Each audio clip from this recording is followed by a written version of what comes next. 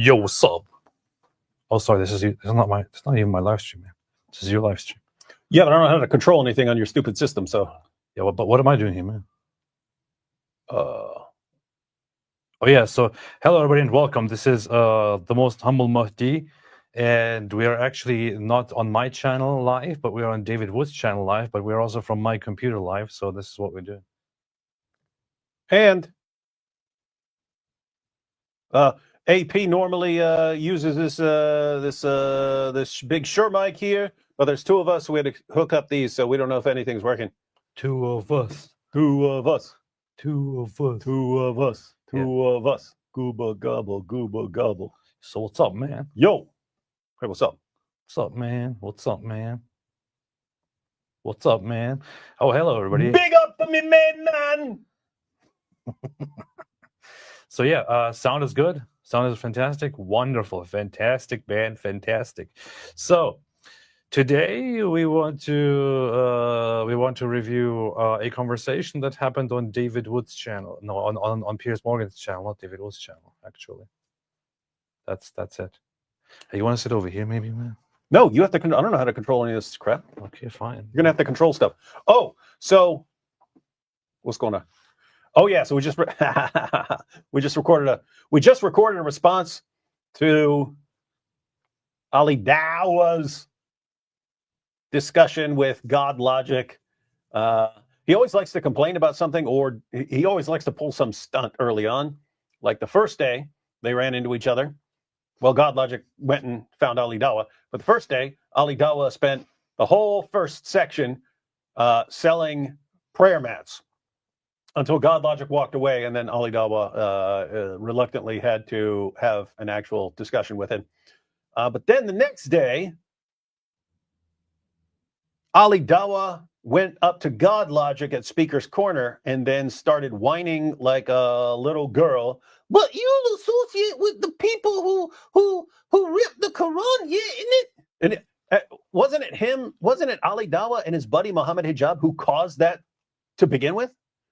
I recall no one used to just rip up the Quran until Mojab decided, I'm going to go after everyone's wives and humiliate everyone's wives, and we will harass everyone's wives with threats of torture and raping them and so on. And then people got fed up and started ripping up the Quran. That's interesting stuff. Anyway, we just recorded a video about that, and now we're live, so that should be up tomorrow, unless, I mean, we're not used to recording actual videos together like this, and AP just set all this stuff up, so we'll see. There could be a problem I don't know about, but if the footage worked out, then that'll be up tomorrow, and it'll be based. It's gonna be good, man. It's gonna be good. It's gonna be good. It's gonna be good. Yes, so David is here over here to be attending my baptism. I'm going to get baptized this weekend, and David is here to attend that. And I've said to people before, since I'm going to the Orthodox Church, I'm entering the church. When you enter the Orthodox Church, there is usually a requirement to look at that. He was humiliated. Who was that? He was humiliated. It's right there. Sean Much. Someone just sent me that. We just glanced at it. It said he was humiliated earlier by some woman in London city center. Someone just like 5 minutes before we went live. Someone sent me the link to that. Apparently they call her Tiger. I haven't seen it, but apparently she was just burning up Ali Dawah. But yeah, we'll definitely be checking that out. Nice. The word on the street is already that Ali Dawah got burned up by a woman. Why is that relevant? Because in Islam, women are intellectually deficient. Sorry to interrupt. Go ahead and finish your story. The word on the street. So yeah, the word on the street is he got humiliated. So yeah, as I was saying, I'm gonna be baptized this weekend, and David Wood came basically to attend that and to look and to see if everything is being done right. He's assessing the baptism. But anyway, so as a part of joining the Orthodox Church, I figured out that I need to make some changes about myself, because it was like a very prominent thing that you need to change. So I decided to change and look like this. This is called Orthofarianism. So I'm going to be an orthofarian this weekend, and I just looked it up. Actually, I couldn't find a single instance of the word orthofari being used anywhere on the internet, so I just invented it. Thank you, and you're welcome. And then AP told me that well, he's been telling me for a while, if they find out I'm not an orthobro and I try to walk up in there, they might beat me up. But he said if I start dressing like an orthofarian, then they might let me slide. Yeah. Apparently, a bunch of people know who Tiger is because they were like, "What? He got schooled by Tiger? What Tiger? What Tiger? Tiger? Whoa, it's Tiger actually." I don't know who Tiger is. Who's Tiger? Tiger. Apparently, she's known. Interesting. Sehr interessant. Interesting. So anyway, do you want to check it out? What? Want to check out what happened? Where? Let's check some super chats first. Vivek says, "Oh, you mean the Tiger debate?" No, we probably want to check out a couple minutes, but yeah, we should check out the Piers Morgan thing. These are your super chats. Vivek says, "Hey D Wood, I had a question about free will. Since God is omniscient, does that mean He planned everything that will ever happen? Do we actually have free will? Does God already know my future decisions?" We have multiple different issues that you've kind of conflated into one. So notice you said, since God is omniscient, does that mean He planned everything that will ever happen? We were just talking about that yesterday. What would knowing everything, how would that entail that you plan everything? Like if I say I know what's going to happen tomorrow, how would that mean that I planned and controlled it? So anyway, I'm not going to give you an answer, Vivek, because there are a bunch of different answers that have been offered over the centuries. So on the one hand, some Christians would say yes, right? There are Christian determinists who believe that God has decided everything. He has decided everything that happens. And so Calvinists would be in this camp. God has decided everything that is going to happen. So you have that view. You have sort of one step away from that in terms of like what level of free will you have or what free will means, because Calvinists would say you have free will. They would just want to define it in a certain way. You have Molinists. So Molinists believe that God, when He's creating, He knows how every person would freely choose in every possible world. So it's like God sees all possible worlds before He ever creates, and he sees what everyone's going to do in all these possible worlds, and then He decides which one to create. But He's not choosing what you do. He just knows what you would do in certain circumstances, and He picks a world based on whatever outcome He wants. So you have that view. You have people who believe that God isn't. It's not that God is seeing the future. It's that God sees everything as one eternal present. Like God isn't looking into the future and knowing what happens. It's just God is outside of time, and He sees everything. He sees like the whole timeline as it's happening. And so you and there are more views than that, by the way. But and then on the towards the other end of the spectrum, you would have people who believe that God doesn't know the future. He doesn't know the future as far as people's free decisions. So these are called open theists, and they wouldn't say that they don't believe in omniscience. They would just want to define omniscience in a certain way. And it's kind of similar to omnipotence in the sense that if you say God is omnipotent, you're not saying that God could do absolutely everything. You're saying God could do everything that's possible or something like that, right? So open theists would define omniscience and say God knows everything that can be known. But what you're going to do in the future isn't something that can be known. And therefore, God knows everything that can be known. He's omniscient, but He doesn't know what you're going to do with your free will in the future and so on. So you have an entire spectrum. But notice God seeing what you're like. Suppose we're talking about God seeing everything as an eternal present. You wouldn't say that God is picking what you do. God just sees what you're doing. God sees what you're doing as you're doing it. So in other words, it's you're deciding what to do, and God knows because he sees it. And so it's not God's knowledge determining what you're going to do. It's your decisions are God knows your decisions because He sees what you're deciding when you're doing them. So anyway, point is that's a huge debate, and there are different explanations and responses, and I kind of don't always pick one. There's some that I would have a serious problem with, like open theism. I would have a serious problem with that. But yeah, I don't know which view is correct. I know there are a bunch of different views.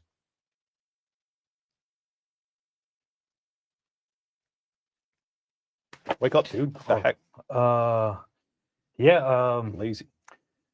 The unapologetic apologist made us, which thank you, unapologetic apologist. Thank you for never apologizing.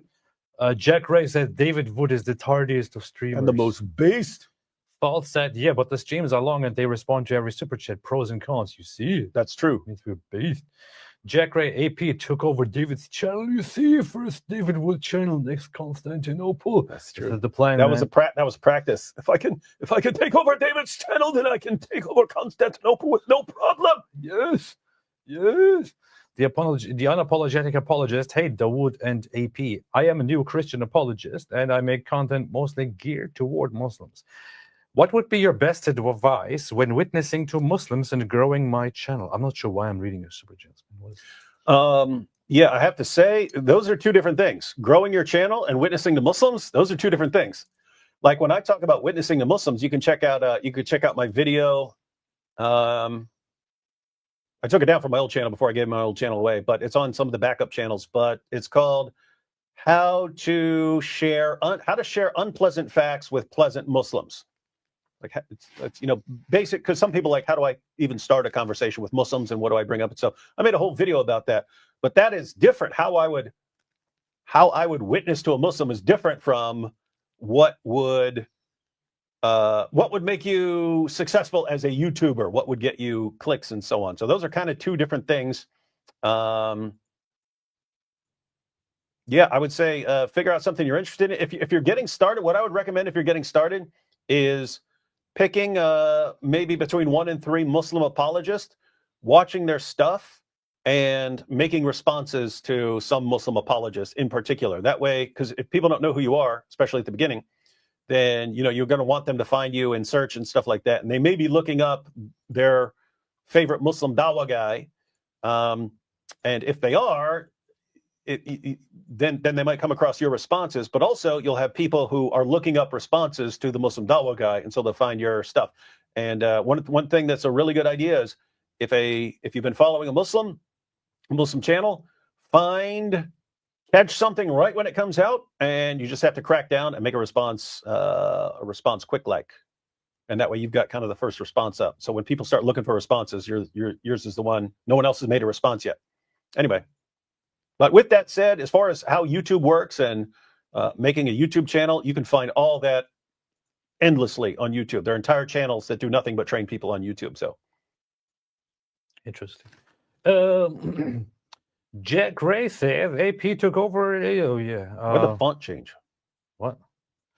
Cult Wraith says J. Dyer and Andrew Wilson, the real losers of this debate will be the audience. What have we done to deserve this penance? I was only reading Goat Up for the articles. And hey, stop careful how you talk about my fellow Orthodox brethren. Yeah, just because no one likes Orthobros and Orthodox and all that stuff doesn't mean that we need to say it. They're the most based. Let's see. Robbie Hatmaker, is AP baptized yet, or is he still dragging this out for attention? He's waiting. He said you have to like his most recent tweet with 1 million likes, and then he will get baptized. Yeah, I will. I'm about to get baptized, but I think before I get baptized, I want to put a challenge out there. Like, if this receives so many likes, then I will get baptized. Depending on how many likes it gets, I will get dunked that many times. Upper Baker, I'll Puff Daddy, forgive me for being nosy, but what do you guys talk about when you're not doing live streams? What activities do you together when not live streaming? Usually, we talk about flowers and trees. We talk about lizards too. We're into nature. Yeah.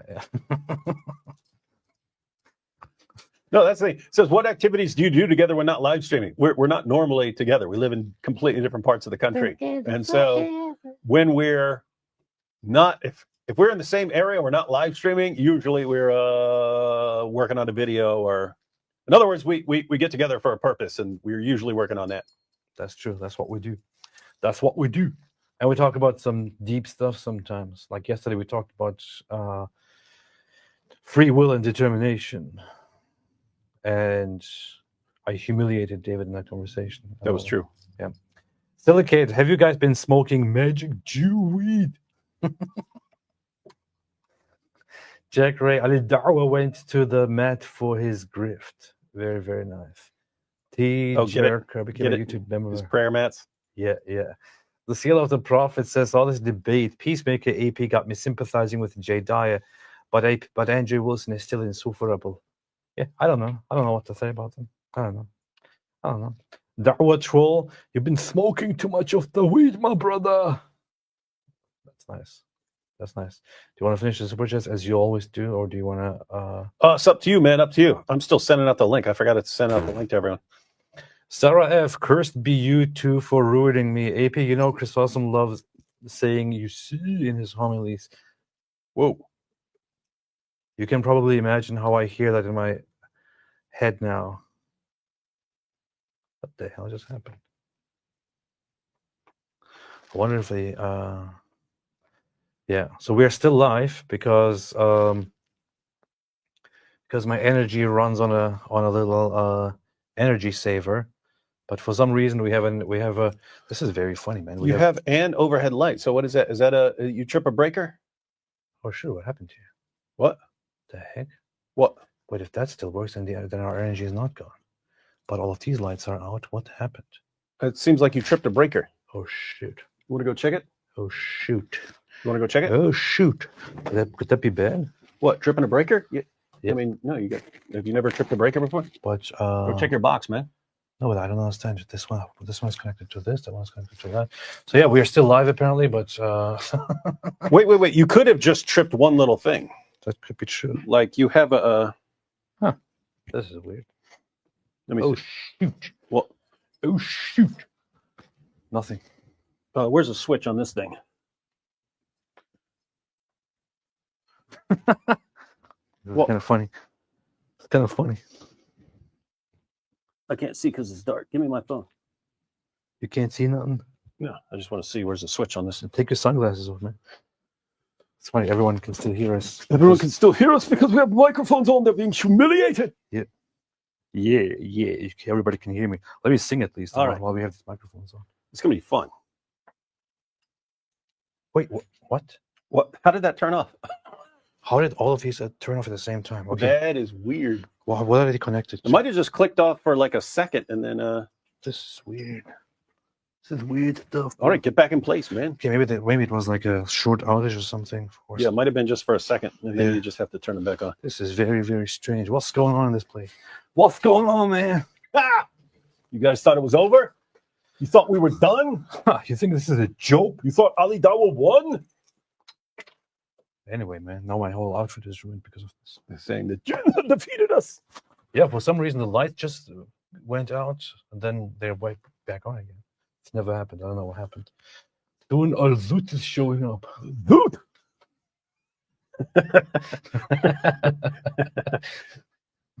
All right, what do we got?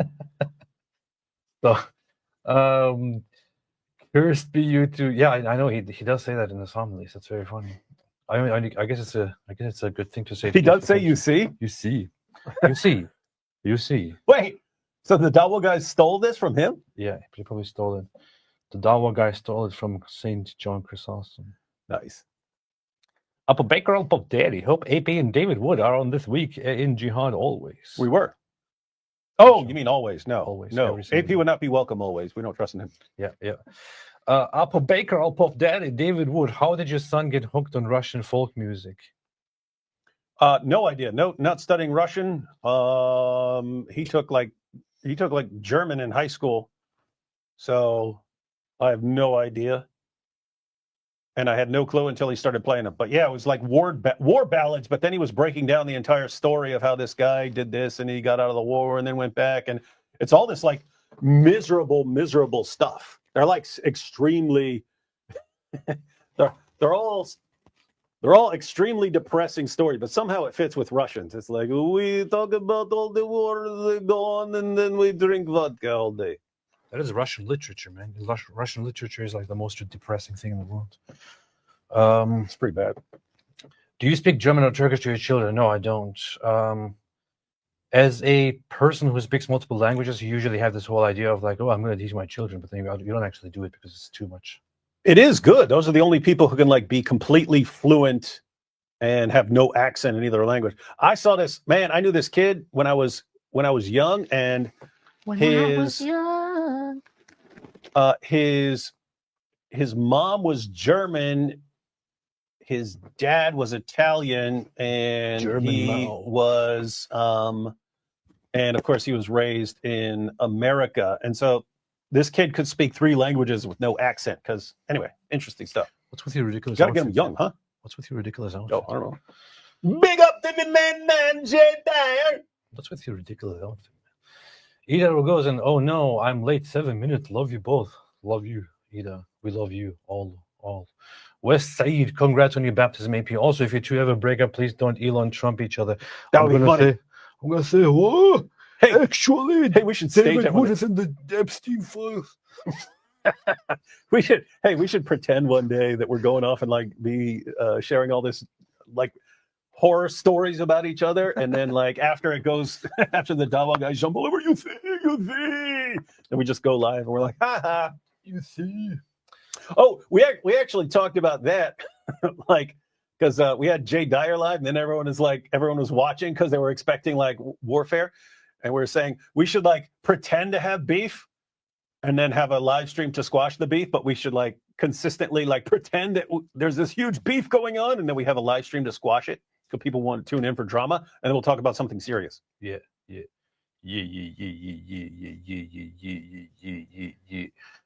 Did you think it was odd that Ali Dawa actually allowed Avery to finish his answer, knowing that Avery's explanation was about to embarrass his position? That was interesting. I mean, you'd think he would want to cut him off or just walk away or something like that, but you know, he did sit there and to his credit, that was a good feature. So respect to Ali Dawa for allowing God Logic to completely finish humiliating him instead of like, you know, cutting it off and putting on a big show or something like that. Beast. Anyway, let's look a little bit at the video here. That's a good idea. And then we can continue with the super chats. The super zoots. The super zoots. All right, mate. What is this? Right, you're not a Christian. I'm done. What's the lady doing here? Hey, don't be playing this. These guys copyright everything. These guys suck, man. Jubilee sucks. They played the clip. I clicked that. Is Jordan Peterson a Christian? That's you play like 5 seconds of a Jubilee clip. They're like, oh, copyright strike, and then you got to freaking fight it with them. Stop calling them Jubilee. From the Danny Phil Talk channel, Danny Shaw, and Parker from the Parker. That's that kid who was trying to get on our show and we wouldn't let him. Remember that? Yeah. And then, hey, I don't know if you know, then he went over on to Cameron's channel the next day and he's like, and I was on a show and they wouldn't even let me on there. What, really? Yeah. And then Cameron's got Trent Horn on with him, and Trent Horn's like, what? How dare they not let you on? But the funny thing is, when I made a video about this, I called that guy a kid and all that. And then people were saying, you're calling him a kid, but he's actually a 32-year-old philosophy teacher. 30? What? That Danny one? Yeah. He's 32 and a philosophy teacher? Yeah. Oh my goodness. That sucks, man. That made it even worse for me. Because I call him kid because he clearly acts like and looks like and sounds like a kid. Yeah, that's how he is in when he's teaching. Wow, that's embarrassingly terrible. Apparently he's a teacher and he's 32. What the heck? I don't know, man. I don't know if anyone can. No, then he's stupider than I thought, because you can kind of dismiss some of this stuff if it's a kid, right? Okay, you're a kid, you haven't been through anything, you don't know, you spent your entire life on the internet, you don't know how to, interact like an adult. If you're a 32-year-old professor or something like that, you got no excuse. Wait a minute, maybe he's introducing him here. Let me see. Yeah, let's get the intro. Let's get it. Of that video, one of Peterson's young inquisitors posted on X. Peterson was no Christian. Let's move on. Are there any actual Christians that want to debate? Which is quite the challenge, but one that, of course, we on Uncensored are only too keen to facilitate. So making you facilitate from the Danny the Phil Talk channel, Danny Shaw, and Parker from the Parker Get a I didn't Job even say, man. debut from the Danny Phil Talk channel, Danny Shaw, and Parker from the Parker Get a Can you imagine if this was Muhammad Hijab? Why didn't you introduce me as... Why didn't you introduce me as philosophical genius and greatest philosopher of all time? Job channel, and we've arranged for them to take on two of the most notorious. Can I at least call this guy a kid? Like Parker from the Parker. They both look like they're 15 to me. I don't know. He looks like he could be anything. It's funny. You see Parker. His parents used to watch Parker Lewis Can't Lose, and they're like, "Oh, our kid's gonna be just like Parker Lewis." What's this guy's name? That's funny. Danny Phil Talk. Huh? Danny Phil Talk. Danny Phil Talk. I have an MA in. Wait, no. What the heck? This is what it says. You'll see that a lot of my content is on philosophy. I'll talk about philosophy. I have a what in philosophy? I don't know what this guy is. People kept saying he's a philosophy teacher. I'm not really sure if that's even true. Anyway, well, if someone says it in the chat, it's got to be true. Like lots of people in the comments and people who support him were saying that too. I don't know. Content that promotes if anyone actually knows if that's true, please let me know, because I can't say I care a whole lot. Well, just the fact. Oh, there he is. Well, he's in the chat actually. Yeah, look, Danny Phil Talk. What's he jump in whenever anyone's talking about him? Danny. Hey, is it true that you're hey, great. Danny's in the chat. Is it true that you're 32 years old and a philosophy teacher, or is this just a rumor? Because it's very difficult to believe. Please let us know if that's true. Please let us know that if that's true. We have to know. We have to know right now. We have to know. We have to know right now. Please let us know. Please let us know. Please inform us. Please inform us whether it is in fact true that you are a 32-year-old person and that you are also a philosophy teacher. Please let us know. You can go ahead and play some of it while you're waiting for his answer, man. Fine, man. Channel. And we've arranged for them to take on two of the most notorious and fearsome debaters on the internet, who also happen to be conservative Christians. The king of blood sport debating, Andrew Wilson from The Crucible, and the equally forthright author comedian. 1.8-inch PP. It's funny how... says Danny left the chat. So Danny says, I am 32. I adjunct for a university and I teach high school. Oh, teach high school. Okay. So, in your face. 32, dang. In your face. See, you were saying it's not possible. You were making fun of him. He's 32 years old and a philosophy teacher. People saying thought he was 19. It would be like that movie. I thought he was 16, man. It would be like that movie, Catch Me If... was it Catch Me If You Can? Where, like... Oh, no, that was the reverse. That was the reverse. He pretended to be a teacher even though he was a student. So, yeah. That would be funny. Hey, you could actually walk into class, like on the first day, and sit down like you're a student and listen to whatever everyone's saying. And then jump up at some point and go, ha, I'm actually the teacher. That'd be cool. At the end of the school year, do people still come up to you and say, hey, are you really a teacher? Or is this just a prank? Or I don't know. Yeah, if someone who looks really young stood up and started teaching my high school class, I would think that someone's playing a prank or something. Yeah. But anyway, all right. Interesting stuff. But hey, good to know. Good to know. Now let's see how he debates. He may be a beast, in which case we will feel totally humiliated. You know what? Let's see. Funny. In other words, I thought he was a kid. I thought he's like 18 or 20 or something like that. So I was expecting him to argue like one. But if he's 32 and teaches philosophy, then he may be more of a force to be reckoned with than I thought. So let's go ahead and see what he argues. Okay, good. What are you waiting on? Christmas? Some debaters on the internet who also happen to be conservative Christians. The king of blood sport debating, Andrew Wilson. Andrew Wilson! I find it funny how Andrew is just takes this compliment and this description of himself like completely seriously. Yeah, you're supposed to go big up the blood sport debate, man. From The Crucible, and the equally forthright author, comedian, and commentator Jay Dyer from the Jay Dyer channel. Welcome. He called him a comedian. Did he call him a comedian? Yeah. Did he say that? Yeah. Is Jay Dyer a comedian? He calls himself a comedian. He does actually some good odd comedy, man, sometimes. I'm guessing he's totally deadpan because he seems like serious almost. He'll occasionally smile and chuckle or something like that, but he looks like dead serious like forever. He has this character called Randy Balls. Yeah. to all four of you. Well, let me start with you, Parker. Were you surprised by the reaction? Danny, how old is Parker? Is he 12? So is Parker one of the people at Jubilee? Yeah, he was one of those people. He was at Jubilee, and he was doing like this, like. Oh, okay. Did he actually talk to Jordan Peterson, or was he left out? I'm not sure. I don't remember if he actually did. I don't remember. I didn't see all of it. I remember that when someone said Parker is 56. Wow. No, I'm serious. I mean, is he 12 or is he also like above 30 or something? I don't know. Please let me know. Look at Andrew. He's already got the cigarette. People are like, is he smoking? Yeah, that's what he does. To what went down with Jordan Peterson? Actually, no. I was actually expecting this to happen, as I knew before this, as I watched the Alex O'Connor debate against Jordan Peterson, that he was very, very not likely to, like being associated with Christianity. So I knew actually going into this that I was going to ask him a question specifically about whether or not he believes this to be the case, and that he would likely be not very upfront with his answer. So I actually kind of. So here's the funny thing. The Jubilee system, pretty sure, as it works, as they make it. I remember this from their instructions that they send out. Specifically focuses on not what you want to talk about as a guest or as a challenger, but rather what the talking point of the main figure in the middle is. So in this case, Jordan Peterson has I think 5. Topics or 5 arguments that he makes, and then the people around are invited to discuss that topic. So they're not supposed to discuss whatever they have on their own minds.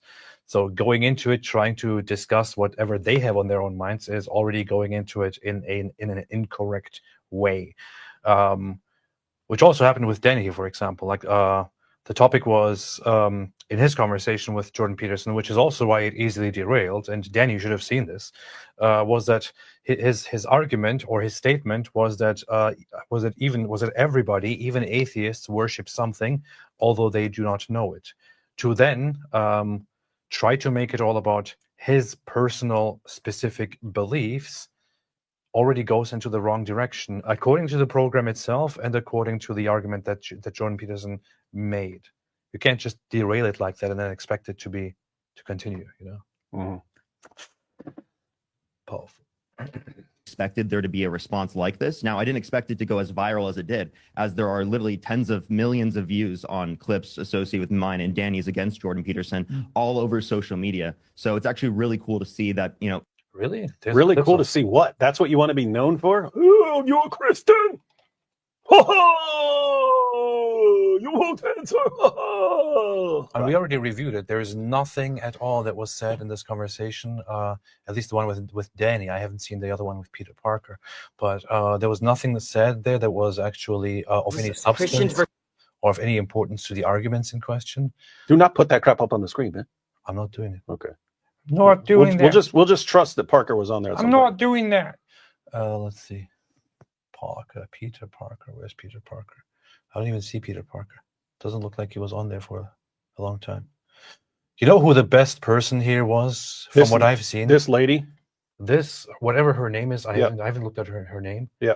Whatever her name is, whenever she came on here, she was fantastic and she actually stuck to the topic. And was also good, which is why Jordan Peterson also remarked and said, that is a very good question. That is a very good question. So she was actually on point. Yep. Lots of other people were just looking for a gotcha moments and stuff. Oh, no, I'm famous because I did the gotcha. I don't even see Danny here appear. Yeah, no one cares. Oh, here he is. Like 0 people care. There he is. Do not play that crap, man. Okay. We'll take his word for it. Thanks, Jubilee. We can't stand you for your copyright positions. Copyright losers. Pierce Morgan is better than you. Yes. Everyone across the board, whether it be Christians, atheists, Muslims, right, etc. Are we interested in any of this? Yeah, what does apologetics mean? I don't know. It means when you say sorry a lot. Yeah, apologetics. It comes from the Greek word apologion, which was a legal term in ancient Greece. Matter of fact, yeah. So Plato's Apology is the story of the trial of Socrates, and you can see that Socrates is not apologizing. Socrates is not apologizing. He enrages people and they sentence him to death because he ticks them off. An apology was a defense. So you had the accusations, you had the prosecution, and they're raising the charges against you. Look what this guy's done. He's corrupting the youth and so on. Your apology is a defense speech. And so this gets used by Peter in 1 Peter, and he commands Christians to always be prepared with a defense for everyone who asks you for a reason for the hope that you have. And so it's like when people are challenging you, hey, why do you believe this? Why do you believe this? Why do you believe that? At least on the big issues, you should be prepared to give a defense. And so he uses the word there, and we take it, and we use the word apologetics. So apologetics is giving a rational defense for what you believe. So anyway, point is, everyone does apologetics. We use it's most commonly used in Christianity, but for people who are defending Christianity or for Muslims who are defending something, but everyone who's defending any position you hold to, you're doing apologetics in that sense. Yeah. So short question is basically when you say sorry a lot. That's actually see that like he's really not wanting to answer the question there because he doesn't want to be associated with Christianity for some reason. And Danny, I mean, you were the smart ass in the room, according to Jordan. What's been your? He was not a smart ass. He was a smart ass. Get it right, man. He was a smart ass. Reaction to the fallout?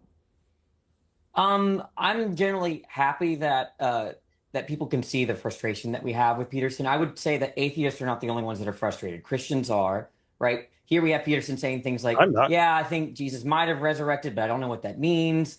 Yeah, I might be a Christian in some sense. I'm a one-of-a-kind Christian. So here's the thing.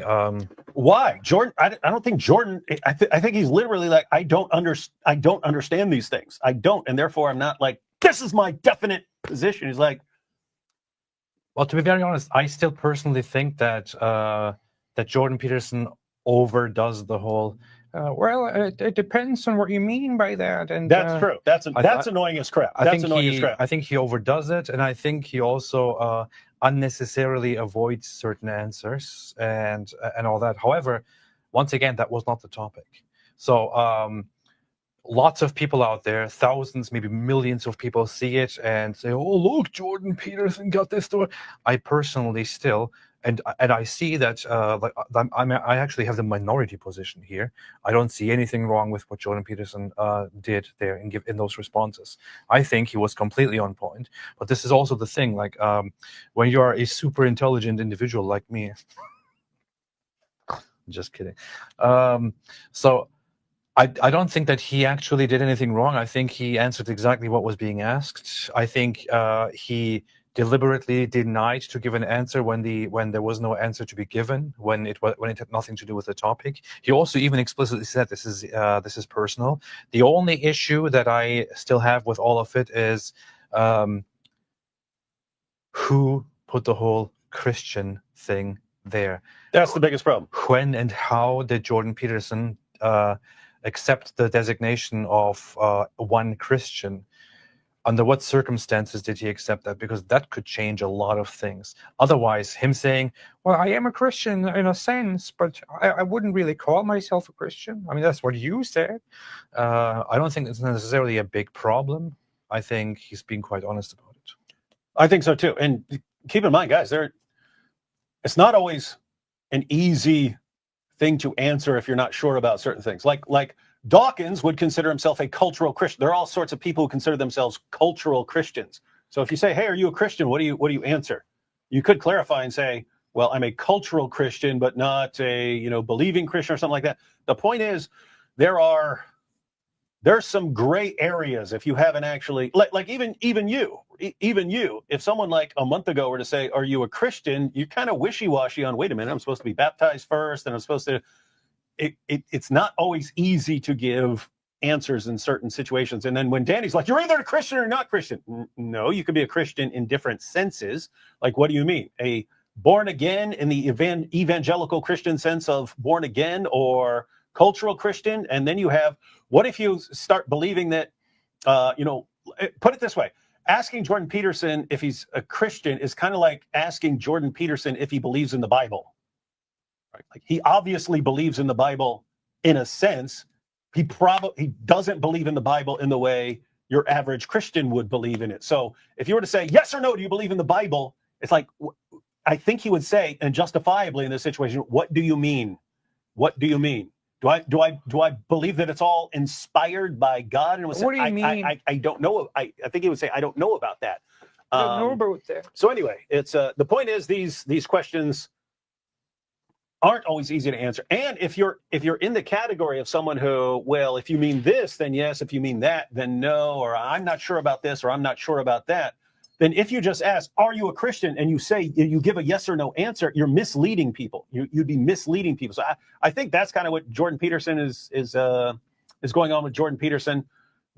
But yeah, and I think in that situation, as far as on the show, it's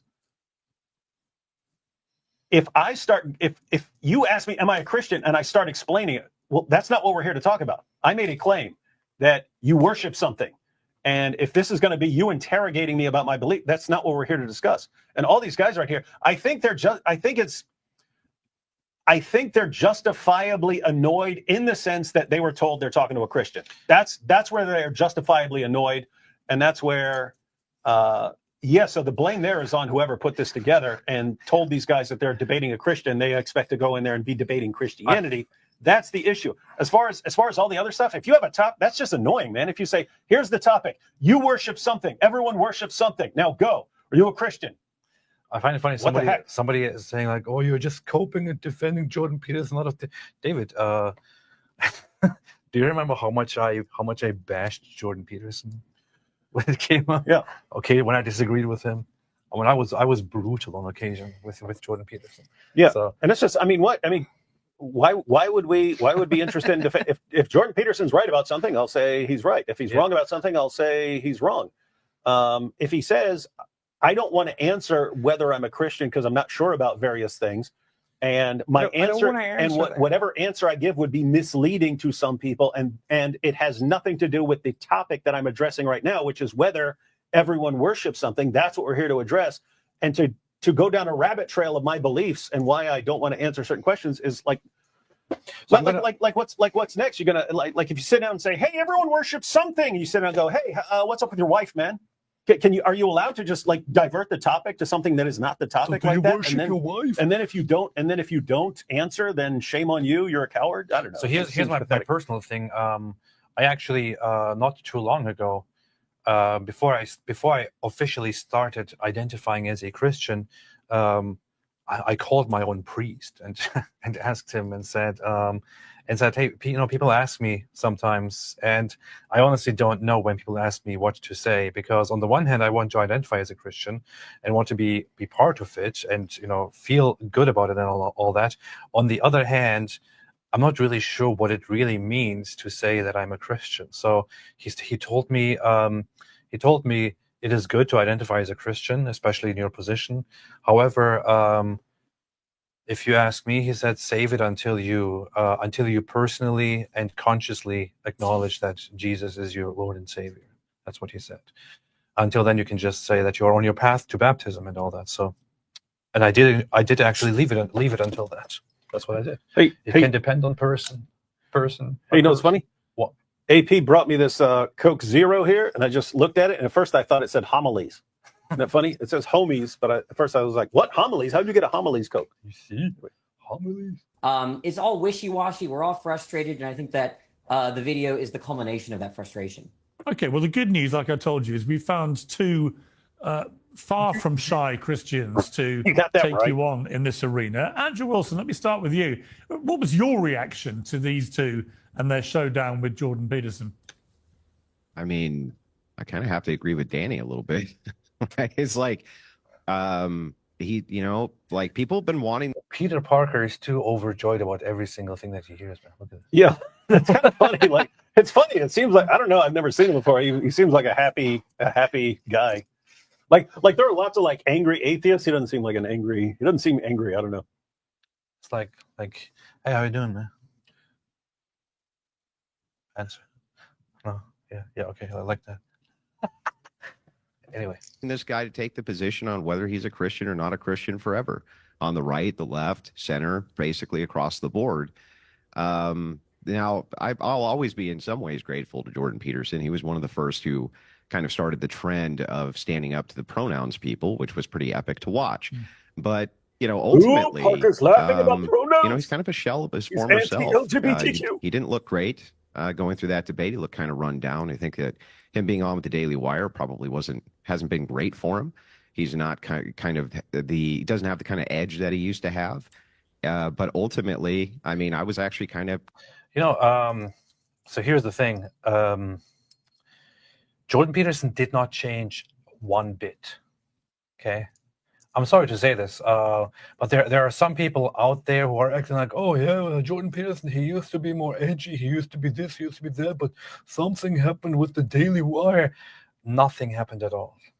Absolutely nothing happened. He's the exact same person. You will not find him say significantly worse things or significantly more brave and edgy things years ago than he does today.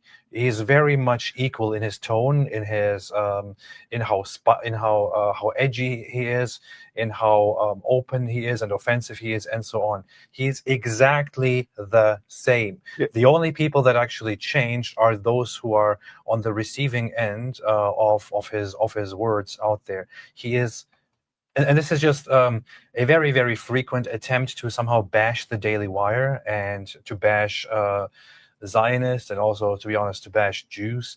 I don't think this is the case in Andrew Wilson's case, but it is a trend, and some people hop on the trend for one reason or the other.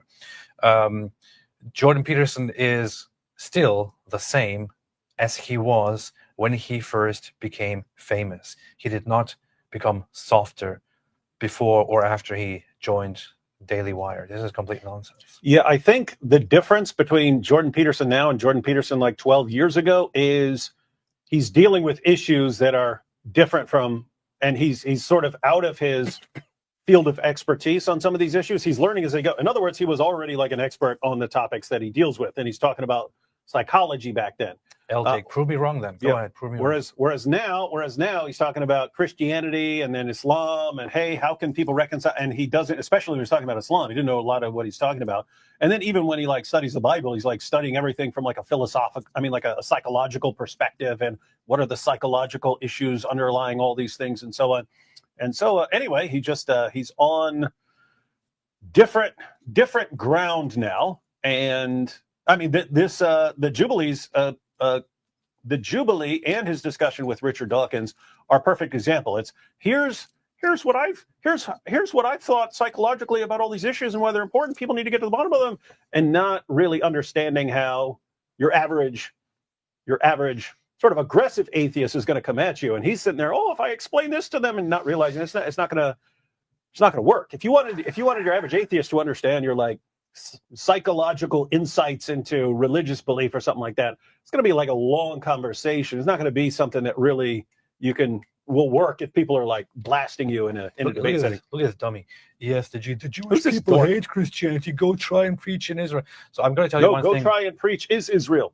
I'm just going to tell you one thing, ESTG. Look up the channel So Be It and look at their videos, and then come back and say this again with a straight face. And hey, AP, did I or did I not talk to a Jewish, Messianic Jewish, so this guy, a Christian, did I not sit down with him and asked him, he's been preaching for 20 years in Israel. He said the most common reaction you get from Jews when he says that he, as a Jew, believes that Jesus is the Messiah, he said the most common reaction is they're interested. Yes. Like they want to know why. Like, because that's also what you see on the videos, by the way. And yes, well, but no, that's not what I saw from Nick Fuentes. Block that dork, man. Freaking idiot. Don't get your information from online memes, man. Kind of glad to see it. It's about time we know, are you or aren't you? Get off the shit or get off the pot, essentially, right? Are you a Christian or aren't you a Christian? That's a fair question. And why is it up to you? And Jay, I mean, ultimately, these two young men on the panel today, they're sworn atheists. You obviously are not. So if you were actually conducting a debate about their atheism against your Christianity, how would you take them on, given what happened to Jordan? Well, it depends on what you mean. Depends on what you mean.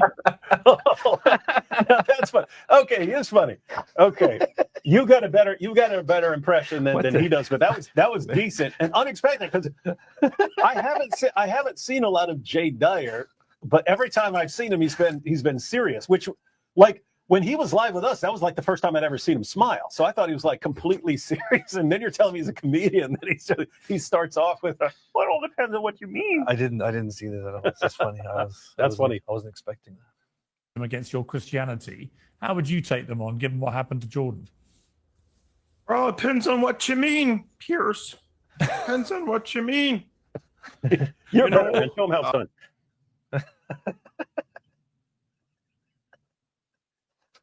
Well, it depends on what you mean. See, that's how it's done, Jay. How would I take them on? Well, I think there's a lot of different ways that you could critique an atheist position. Most of the time, I argue from the three branches of philosophy: epistemology, metaphysics, and ethics. Those are just the three branches of any worldview, and everybody has. Did he say three branches of philosophy? And he left out consciously or not. So I would critique the foundations of the atheist materialist worldview to see if it's rational, if it's coherent, if it can provide a justification for knowledge or ethical oughts. So I think that would have been a much better route. In fact, Peterson used to kind of take that approach. Back when he debated Sam Harris, he would call out the is-ought problem with Sam Harris. When he debated Matt Dillahunty, he would call out the exact same types of preconditions for a worldview issue that I used to do, or I usually do. So I think that. Have you ever seen that conversation? What? Matt Dillahunty and Jordan Peterson? No. Have you ever seen Richard Dawkins and Jordan Peterson? I watched Richard Dawkins and Jordan Peterson, the one that was moderated by Cosmic Skeptic. Yeah, I watched that. Oh, that one? Yeah. Didn't he have another? That's the one. That's the one where, I mean, they may have had other ones. I saw them. I don't watch vast majority of stuff, even if it's people that I'm otherwise interested in. I usually watch something if something comes up and I'm like, oh, I want to make a video about that, or we're going to do a live stream or something like that. But yeah, I don't watch most stuff that comes out. But so I'm actually right now in charge of the comments. So if I see any of those Nazi trolls, I'm just banning them right here. And David agrees with it. So yeah, you ban everyone if you want. What am I going to do? I'm going to ban everyone, including you have full control. AP has full control over my channel. I'm going to ban all the moderators and all everybody involved and humiliated. That's what you get. I'm going to ban the moderators and subscribers and channel members too. Apple Baker, Apostate, what will post-baptism dinner be? Sushi, pasta, barbecue, all. Bashi, please play medication, ginger going Marley. Yeah, no. Either will go, then AP is bored. I know I fell asleep, man. Cool, Bob. AP, there is still Islamic concepts you're having to unlearn as you continue your Christian faith and journey. Is there still? That you have to unlearn and relearn. Not very recently. I mean, it's mostly gone. I think the things that stuck most with me over the years were saying Bismillah before eating something. What was funny was I was going to make that up about you. I was like, oh, I saw him reading his Bible, and he starts off Bismillah. Then there were a big aversion to pork, which was like kind of paranoid. It's kind of weird. Things like that, but then they just went away. Hey, it's funny. It's funny how that stuff gets ingrained in you. Like my wife, when I met her, she was a lapsed Catholic. She didn't believe anymore. She became an agnostic. But when she was about to eat, she would still do that thing. That's funny. I don't know what's that called. Does that have a name? You're not Catholic. Sign of the cross. Yeah, but it doesn't. That's it. They call it sign of the cross. There's no cool name for it. Okay, it's just sign of the cross. It's just the Catholics do it the other way, like to left to right, and Orthodox do it right to left. It was hilarious in the movie The Good, the Bad, and the Ugly. There's a character who it's funny because it was by Eli Wallach, who's a Jewish guy, but he's playing a Mexican guy. He's like really, really, really nasty, cold-blooded killer and stuff like this. But he would do it. He would kind of go like this. He'd go, kind of go. That's funny. I think Catholics do this just the open hand thing, whereas Orthodox actually do something purposeful, which is like you do the three. You hear this? Fingers. He said Catholics don't do anything purposefully. Okay. It's only Orthodox do. Orthodox do. You heard it. You heard it here, folks. The two natures. He's already becoming an anti-Catholic extremist. Thanks for the advice. God bless, said Unapologetic Apologist. Spent 24 hours with Momo or 24 hours with the men of Al-Zut, says Holy Joe. I'd go with Momo on that one because I could just beat the crap out of him if I had to. Actually, Bob Marley died at 36. AP dies at 200. We good. Nice. Yeah. William Stein, congratulations on your baptism, AP. Also, where did you get your icons and what are your thoughts about Lutheranism confessional? I think, I guess Lutheranism is I'm not sure. It's like Anglicanism. I'm not sure what to do with it, but I think Lutheranism is among the Protestant branches the one that I would that I have most respect for. I would say because of what he said about the Jews. No, not. I mean, I have to make a distinction here. Lutheranism, I have respect for. Martin Luther, I have zero respect for. Honestly, very rude. Not even for his testicular fortitude. No. Some people are pure balls, man. He didn't really risk anything. He was like in no danger at all. Honestly, he didn't risk anything. He was like a wealthy dude who had a. What if they sued him to repair the door? Who lived on a huge ranch, who had all the money in the world, and yeah, so he didn't really risk anything. But for Lutheranism, I have respect because of the whole, traditional aspects of it and all that. So, however, where did I get my icons from? Legacy icons and Etsy and all that. That's it, pretty much. But thank you, I appreciate that, William. Holy Joe, lights went out. The Mubala Chris, you see.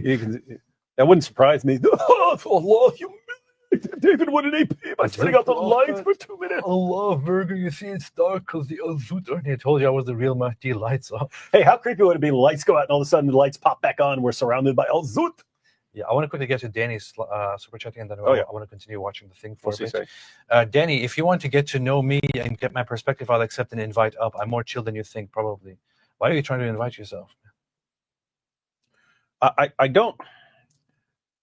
don't know how we can make it any clearer that we're not interested. And that's not just so. First initial reaction is, okay, you had a topic, you go completely off topic, and then you want attention with a gotcha moment.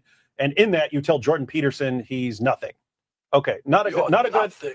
But to be fair, there are all sorts of clips you can find of me where I sound like the biggest jerk on the entire planet. So I wouldn't hold that against someone forever. It's when you initially came in on the live stream we were doing and you showed up in there, you're like, let me in. Okay, you sounded like you're desperate for attention. So when someone's desperate for our attention, I'm kind of like, oh, I don't want to give them attention because that's what they're desperate for.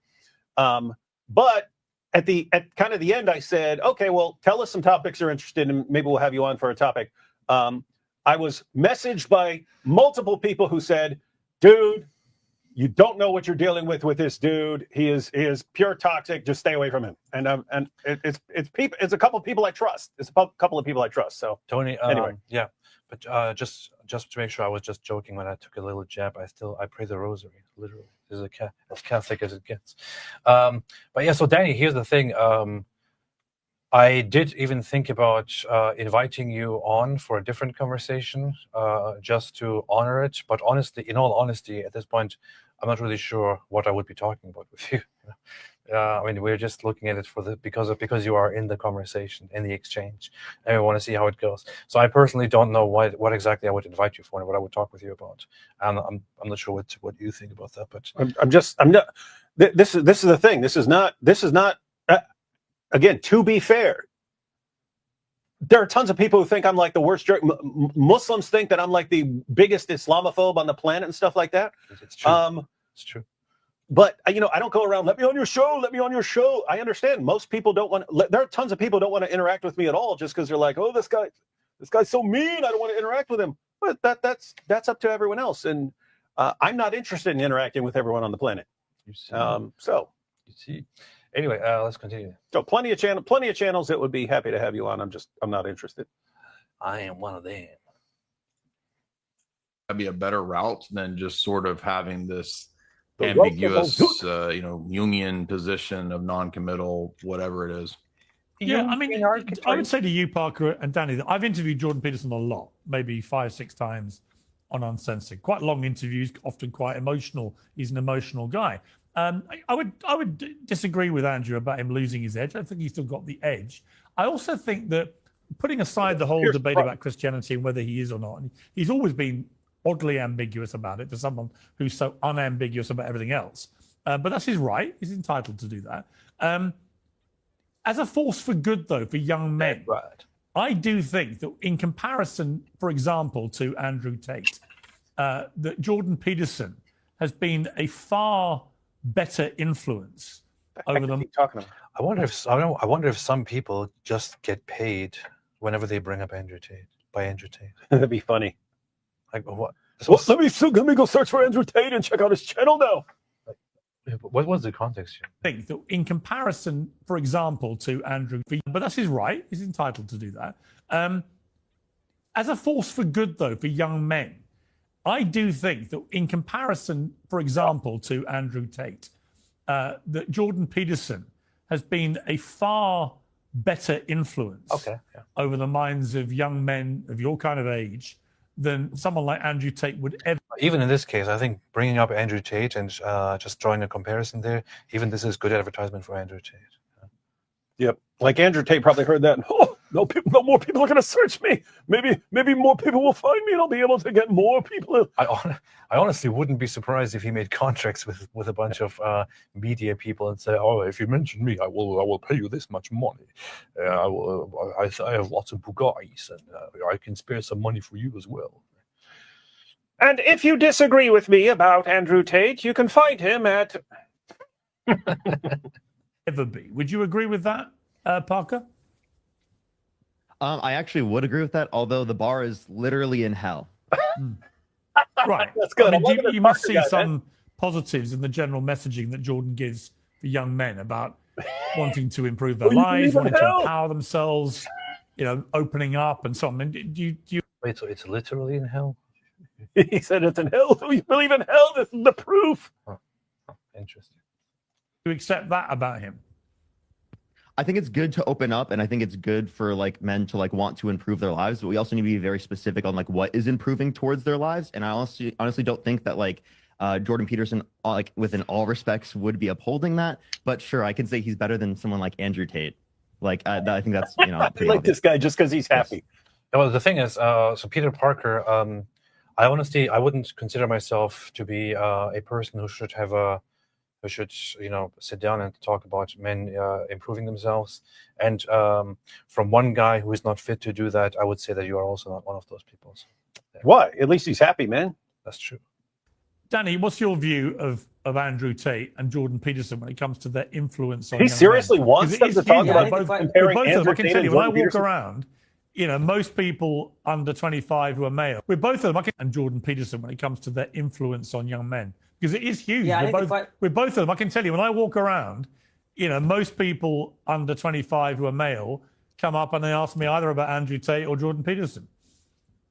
What? Yeah, I feel like the question is like asking a Republican, is Joe Biden better than Mussolini, right? I mean, it's such a vast difference. I would say that it seems like that Jordan Peterson has benefited people, mostly in the psychology realm, the whole 12 rules for life and stuff, which a lot of those rules seems to be rules that my grandma could tell me. But granted, the point is that, yeah, he's probably I'm liking people. I'm liking Danny for 5 seconds.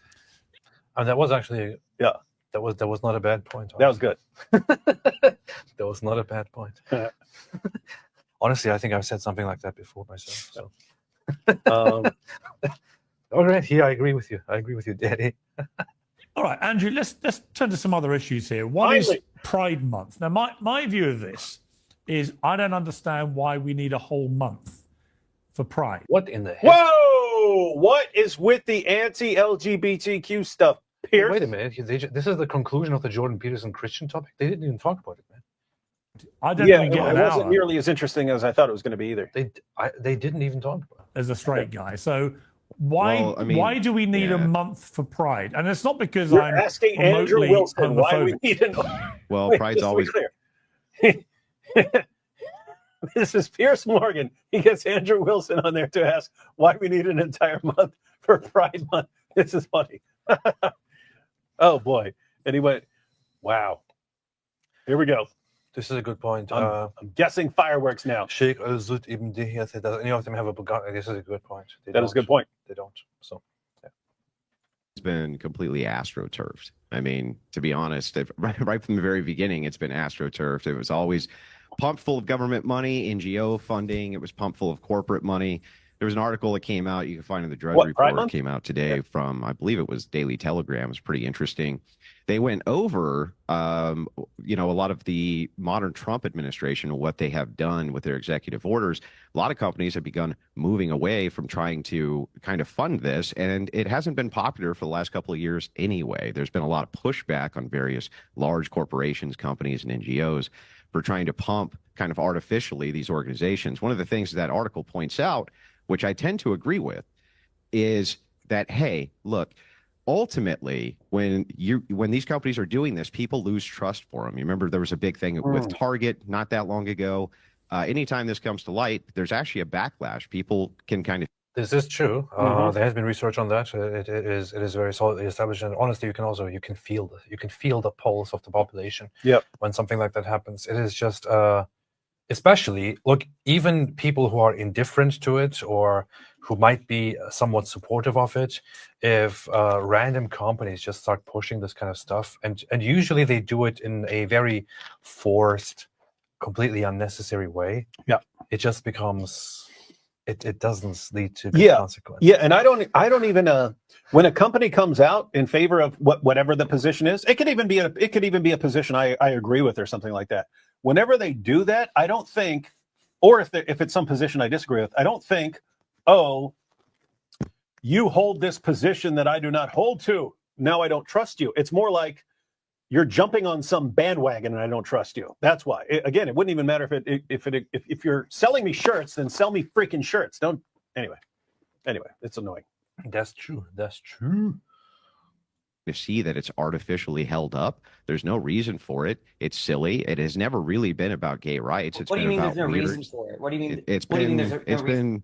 Well, because it's always. What do you mean there's no reason for it? Right? They're bullies like do you. you want me to answer? Do you want me to answer the question? Do you hear Danny Peterson here? What do you Yeah, mean? you go ahead, and I'll explain to you why I think there's a reason after. Okay. Yeah. So there's no real reason for it. It's been about pushing sexual perversions. Never really been about anything to do with homosexuals themselves not having rights or having rights. It's never been about that. It's been about weird gay pride parades and all kinds of weird sexual stuff. It really has never been about that. And that's what the American people think. That's what they see. That's why you see companies moving away from it. I don't think that's true. Look, they're gay people like let's take you for example. You're the reason, right? When I first talked to you, right, we were having. You just called him gay? Oh, they've had a discussion before. I guess so. He just said when I first talked to you. Having a normal debate about, I think, morality, and then you randomly asked me, "What's your, are you a homosexual?" And you were right. Hang on. Now think about that. If you were having a debate on that's Andrew. Whatever the foundations of morality or something like that, and he's like, "Well, are you a homosexual?" Now imagine him trying to steer the debate into that direction and then kind of ignore the actual topic. That would be kind of frustrating, wouldn't it, Danny? Okay, you did something worse, because at least what he's saying now, if you're saying, are you homosexual? He could be trying to make a point and stuff like that with it. But anyway, you have a very short time, a very short 1 to 2 minute window of opportunity with Jordan Peterson, and you go into it and you don't even address the topic. Weak. Down, right? And then right? also with. But hang on, was I right though? Was I right? I'm not homosexual. No, I'm married to a woman. You said that you were bisexual. You said that you were bisexual. Right. That's homosexual. Does not the same as bisexual. There's certain ways. Terms, but the point is that people like you and Jay Dyer, people like you and Jay Dyer, bully LGBT. I mean, in this case, I agree with Danny. What? Andrew insists that he's a homosexual, that he is gay, and he says, "No, I'm not." Yeah, definition. If you are attracted to both men and women, that would make you bisexual, right? Yeah. You wouldn't be. That wouldn't make you homosexual. Homosexual would be that you're you could say, attracted to men. You could say you're. Yeah, I don't know. Yeah. Yeah, everyone's bullied. Pride because of the kind of stigmas that you promote. Okay, so here's the thing that's so funny about this is like if both me and Jay Dyer, both of us assumed that you were a homosexual, and both of us were right. That's what's so funny about it. Again, we both assumed you were gay, and we were both correct that you were gay. Andrew, is there anything wrong with him being gay? Huh? Is there anything wrong with him being gay? There's a problem with you guys supporting NGO-funded kind of astroturf program to promote rights, which aren't even about promoting rights. Was that a response to what you said? The whole ordeal here is, well, what's the prompt, Parker? The prompt is about pride. And so you're supporting an astroturfed, completely astroturfed, NGO-funded thing. It has nothing to do with gay rights at all. And people don't like it, Parker. They don't like it, Parker. Well, Parker, So, I honestly wonder what the data on it actually is, whether the prevalence of certain, you know, LGBT activism things in the long run give people a more positive or indifferent stance towards you know, homosexuality, for example, or if they make no difference at all, or if they lead to more frustration against it, because it seems like lots of it causes some anger in people who don't like it. I don't know. I'm curious about the data on that a little bit more. Not the immediate response, but rather the long-term response to it. Hey, you got to say though, right? Like Pierce kind of knew what he was doing.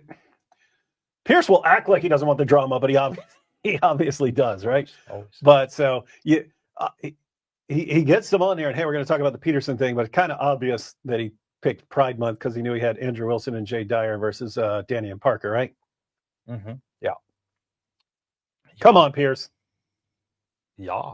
I would ask Parker this. Look, I mean, look, Andrew, you said some things which I completely disagree with about this issue. You said women will never truly understand why men find homosexuality so depraved. We don't think there's a problem there. We know there's a problem there. I'm a man.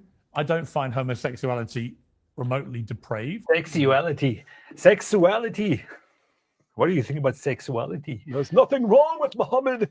Sexuality. And the men of Al-Zut.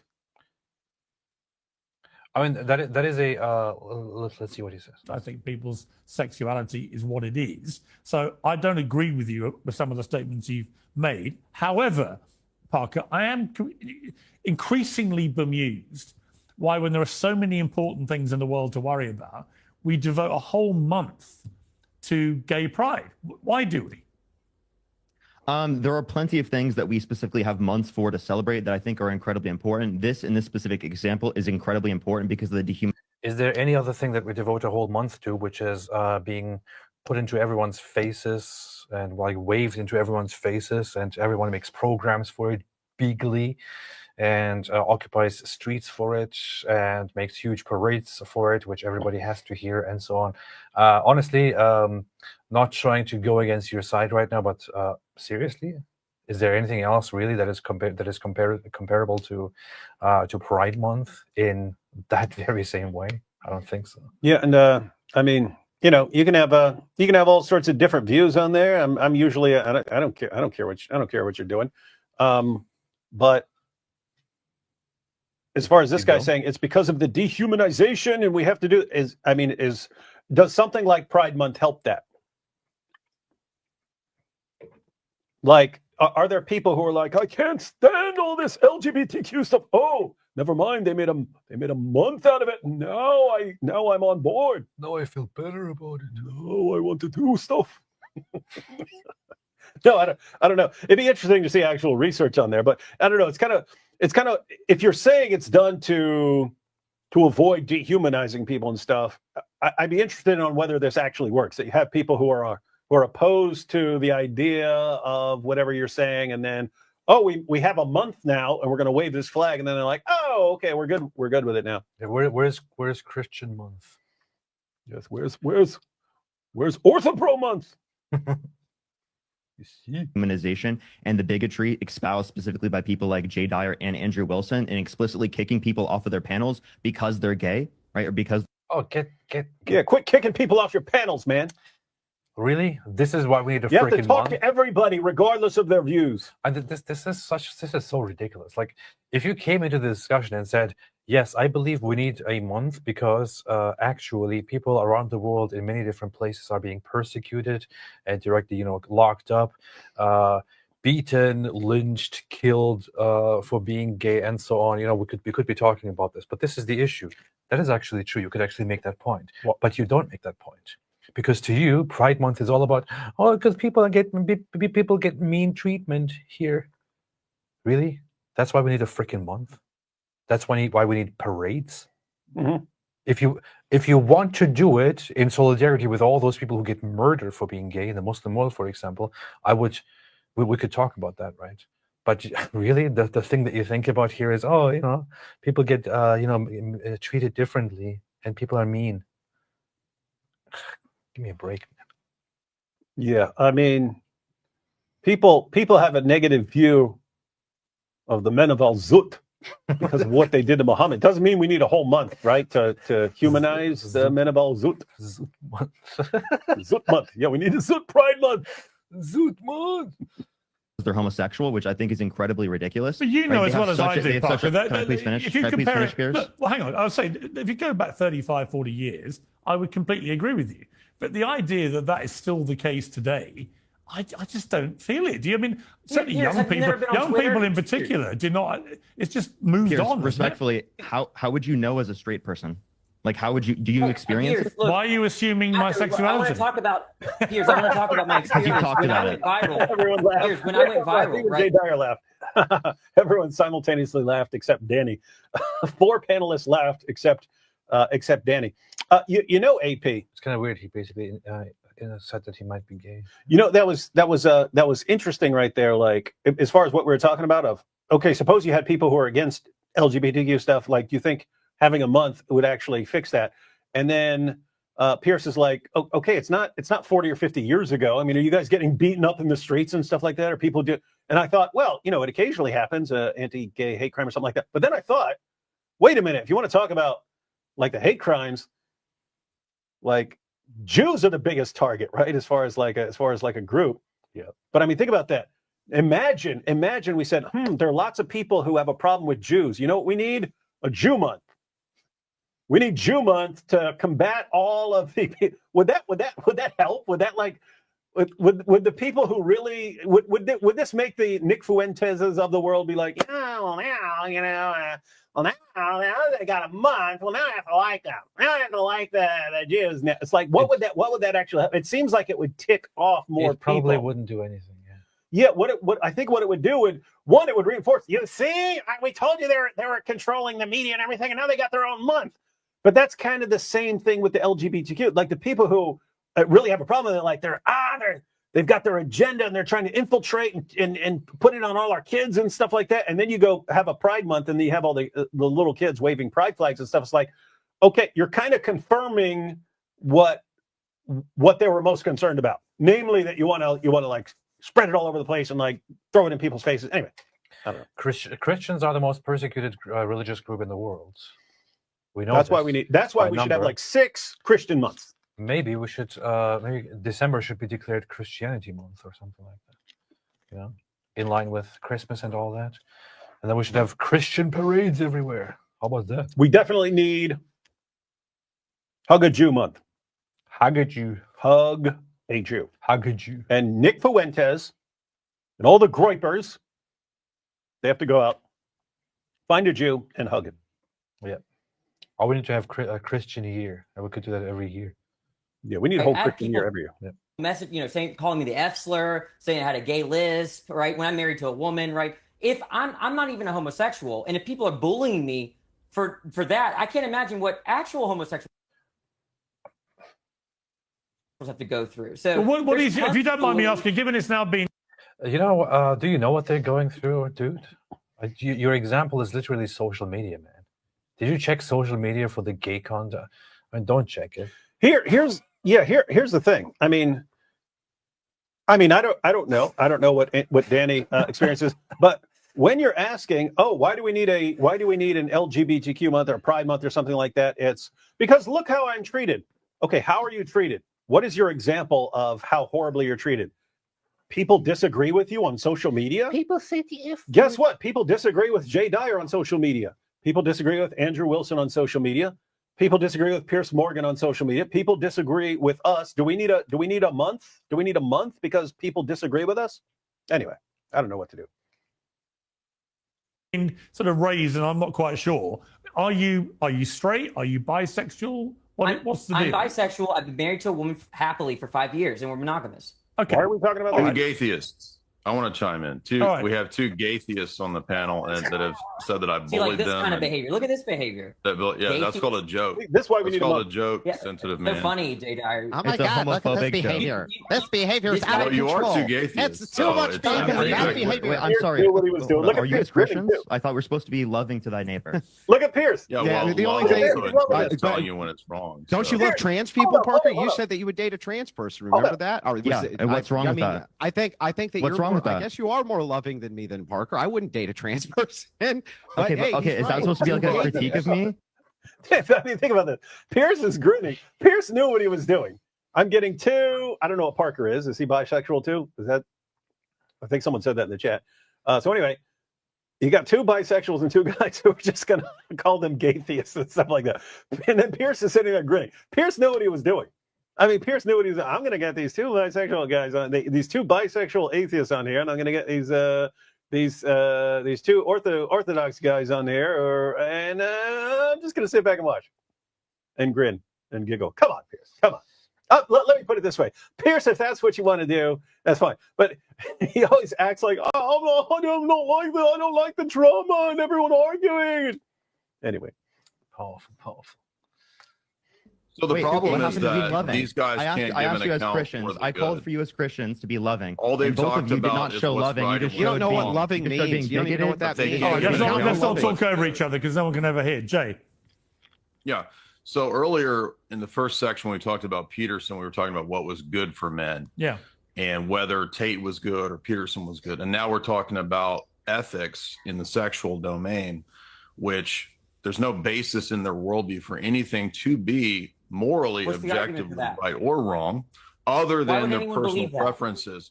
So if there are, Why would if there's anyone nothing believe that, Jay? objectively You're just wrong, making a claim. there's no reason why bigotry is wrong. Why is bigotry wrong? Well, I want Whoa, support your okay. claim. Don't run from your claim. Support it. Right? We have no. You're saying we as atheists have no basis of morality. Support that. Yeah, no epistemic basis for getting an ought from an is. Yeah, that's a claim. Okay. Well, you're saying atheists. No, it's an can't argument. account It's a for famous morality, argument. right? You're saying that atheists can't account for morality. So what's the argument for that? What do you mean? If you want to prove can't them get an wrong, ought from an is the argument. Back to Hume. It looks like you don't know what an argument is. Come on, reason. did you just say you don't know what an argument is? Wait, yeah, okay, couple things. One, this is actually interesting. Hold on a What? second. Hold on. Look at Jay. One line of reasoning to another. Jay is actually fun. Dude, I had no clue. Every time I've ever seen him in some little clip, he's like dead serious. So I thought that's how he was. Anyway, so this is actually an interesting topic, but we all know why Jay would say you have no foundation for your claims in your worldview. Why? We know kind of what's required for a moral obligation.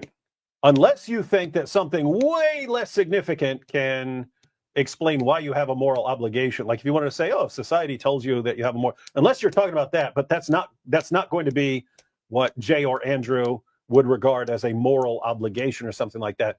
And so if you wanted to respond to that, you would just have to say, and it's good that Danny has a background in philosophy, it should just be, no, I have this as a moral foundation for my claim that bigotry is wrong or something like that. But it's just weird. It's just weird to say you have nothing in your worldview that accounts for morality. Oh yeah, prove that there's nothing in my worldview that accounts for morality. Well, no, if I'm wrong, then you have to say what it is, because I don't know what it could be. So he could say it like that. I am not aware of anything within an atheist framework that would account for morality. I've never been able to think of anything that could function like that. Okay, so if I'm wrong, then show me what I'm wrong. Show me what in your worldview could account for morality. But maybe he's about to do that. So this may actually be interesting. Noise. Do you know what an argument You is? cannot get an Coward? ought from an Well, is. what's an You're an argument? atheist. That's In a just materialistic okay, but what does that worldview, have to do there's with no ought. atheism? What does that have to do with atheism? In a materialistic, atheistic worldview, there are no oughts. First of all, I'm not a You materialist. don't know the basic problem and of that's just ought another from is? claim. That's just another Not a claim, it's Can an you argument. claim? It's a famous historical. Look, You don't know you're the just difference between a coward, claim and an you made a argument. claim, you can't defend it. It's an argument. It goes back to David Hume. Can you tell us what an You don't know, argument you is? didn't even know that. Right. You don't know Look, the difference everyone, between. look what just happened. Look what just happened. This guy said. Just what just atheism happened is that you didn't know the difference between an argument and a Why are you claim. over talking to me? Why are you scared? Let me talk. Right. You just claimed that atheists don't have a foundation of morality. I asked you to defend it, and then you said you can't get an off from an is. What the heck? That's the argument. That's what are you going to get from that premise, right? You can't derive It's an that. argument. It's not a premise. It goes back to David Hume. You just didn't know that. Okay, can we get I think guys, I think we're moving slightly off topic. Let's bring it back to Pride Month. No, yeah. So think about this, guys. So if you're an atheist, okay, a moral obligation. Moral obligations are basically put as commands, like do not murder. That sounds like a command. Do not murder. It sounds like an order, right? Your moral obligations are stated as commands. And so what is there in an atheist framework that could be issuing these commands that are authoritative? Do not do this, but do this. What is there in an atheistic framework that explains that? I understand in a theistic framework what basically the author of those commands are, the lawgiver. I understand that. I have no idea what you could say from an atheist. And I used to teach philosophical ethics, so I know the claims. But if you have something that we've never heard of that would account for moral obligations, I would love to hear it. But you can't just say, "Oh, prove that I don't have a." What are you talking about? I've never seen anything. So what are you talking about? It's like saying. It's like imagine someone saying, "Oh, you're an atheist. You don't even believe in heaven." Okay, prove to me I don't believe in heaven. What are you talking about? What is there in your worldview that would make heaven or hell or anything? It doesn't make sense, right? So anyway, yeah, a moral obligation is. I mean, just think, what is that? It's not material. You don't discover a moral obligation with a microscope or a telescope or something like that.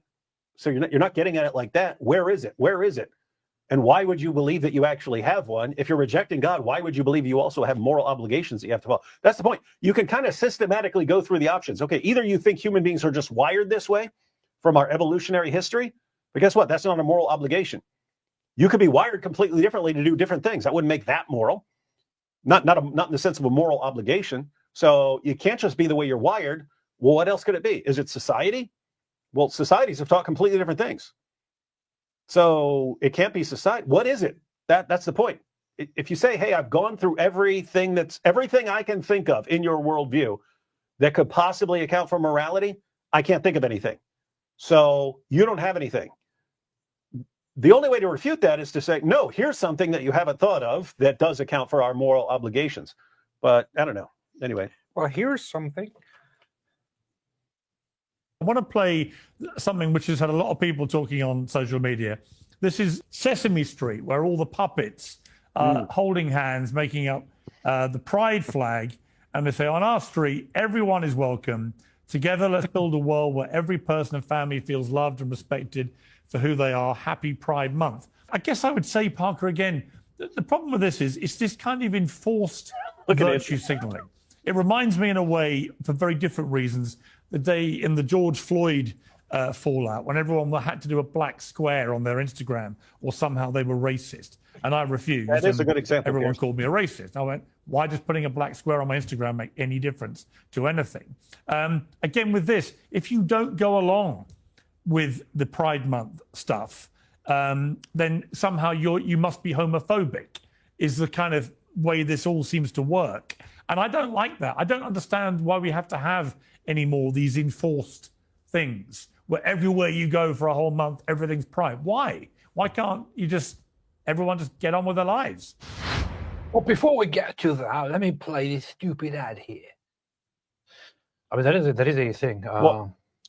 This whole empty, forced virtue signaling really... yeah, I don't like any of that. I don't even like that if it's something I agree with. Yeah. That's, "Hey, you have to say it. You have to say it." Like people like storm people in restaurants and say, "You have to say this." No, I don't care. I don't care what you were telling me to say. I wouldn't say it. I wouldn't say it if you're ordering me to say it. I don't.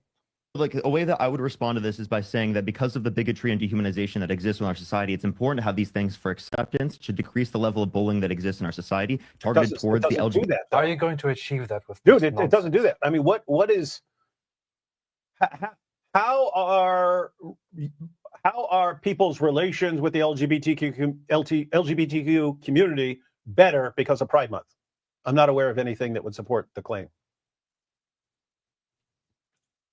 To be honest, maybe it might be useful in brainwashing future generations by teaching that to children in a forced way. Honestly. LGBTQ plus community. Now, no one's saying that you have to go to Pride, Pierce. No one's saying that you have to involve yourself with Pride. When I go outside, I live in Los Angeles. I don't see rainbow flags everywhere. So I'm confused what you're talking about. In Los Angeles? You walk down the street and just... You must be joking. Man. You can barely move in Los Angeles. I've got a house in Beverly Hills.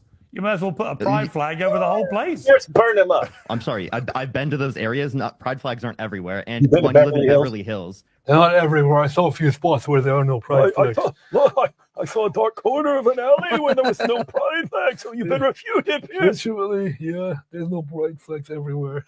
I do like how Parker's still grinning though. He seems like a joyful fellow. Right, that's specifically like not even right next to downtown, so that's where most of the rainbow flags would be. If you've actually been to LA recently. It's my serious point to you. If you actually want to do something constructive, for say the trans community, for example, wandering around with LGBTQ plus, and no one can ever remember now how many letters and digits there are on these. You just said it. But it gets bigger and bigger. And I've seen one with 2 in it and all sorts of stuff, a 2-spirit, whatever. It's all. It is IA plus. Yeah, I know, but then there's 2 and everything. It gets ridiculous. The plus accounts for everything else, Pierce. Yeah. I agree with this comment here. Hold up, is there a Z for Zoot? There should be. To be honest, I don't like how Pierce is ganging up on his guests and picking sides. I don't think this makes him look very bad. He does this. He does this on every show, every episode. He has a side picks. I mean, here in this case, he's clearly on the side of Jay and Andrew Wilson. Yeah, at least on this he cuts issue, off the other side more frequently and gives them more time. And he talks more instead of letting these guys talk. Yeah, right? Yeah. You've got 4 panelists, and Pierce is the one talking the most here. Yeah. That's annoying. He does that whether he agrees with me or not. This is just terrible on his behalf. So he's clearly not running a good talk show where 2 sides actually argue with each other properly. Yeah, and the idea is, it's one thing to have a talk show where you're the host and you're there to talk to people, right? You could be talking a bunch there. If you're hosting a debate between 2 sides, then you're supposed to be like a moderator and to keep things on track, not be the one who's arguing with everybody. This is supposed to be 2 versus 2. That's what it is. Yeah, and it's 3 versus 2. It's 3, yeah. And this is the problem with these things. It's never ending. It's like there were 2 genders, then there were 10, then there were 80, then there were 100. All of it's nonsense to me. However, it wasn't like this, then that, if you want to think that, it's a free world. Here's my point. If you actually want to make a constructive difference to, say, the trans community and trans rights and protect trans people, then the absolute worst way to go about that is the way that the trans lobby has tried to do it, by eroding women's rights. Is this interesting at all? This is just Pierce and Peter Parker going back and forth. That's kind of annoying. But Pierce made an important point, right? Like, this is a bad way to go about it, specifically with the trans stuff, right? Like, if you instantly start, these biological males need to be racing against your daughters. Okay, you're ticking off a lot of people that you didn't need to tick off, right? If you'd just kind of gone along and, hey, we want to be respected like everyone else. Okay, you could have actually completely, totally won that one and won people over to your side. Instantly, you have to be throwing it in people's faces and we're going to get you canceled if you disagree with us and stuff like that. You made enemies where you didn't have to make enemies. There is another section which is Pride a Sin, which strikes me as a ridiculously stupid section, which I wouldn't personally want to listen to because I'm going to end up saying dumb, bad stuff. Okay, is there anything that's actually interesting? Because it strikes me like a conversation that is like where the religious side would. And this is what Jordan Peterson does. He's like, Pride Month is bad because pride is a sin. I'm sorry, that's a stupid argument. Yeah, that would be stupid. I don't know if that's what anyone's arguing, but that would be stupid. Jordan Peterson actually says that, and I don't understand how such an intelligent and that's dumb. Why he would say dumb stuff. It's very stupid, Yeah. It's very stupid. Yeah, that's dumb. It's like I'm proud. It's like I'm proud to be an American. Oh, pride's wrong. My son, you did a good job. I'm proud of you. Kind of proud. Oh, you can't be proud. Pride is a sin. Pride comes before a fall. See? The lights of Al-Zut never go dim, said Saraf. How about this? We'll read some super chats and then we can watch the final section, which is Return of the R-Word debate. Yeah, we should. That'd be good. That'd be good. Okay. You see. The lights of Al-Zut. Apostate of Allah, I learned professionalism from you guys. That you learn from the best. That's good, man. Learn from the best, not from the rest. That's good. That's good. Robbie Hatmaker, maybe use your wig money on the electricity bill. Bob Carlo, be careful in the dark. Momo the Ho is not here to take one for the team. This is true. AP, du bist heute sehr hübsch, meine Honig. We do need to. We need to make not like a 2-hour movie, but like a 30-minute YouTube horror movie about the Night of Al-Zut.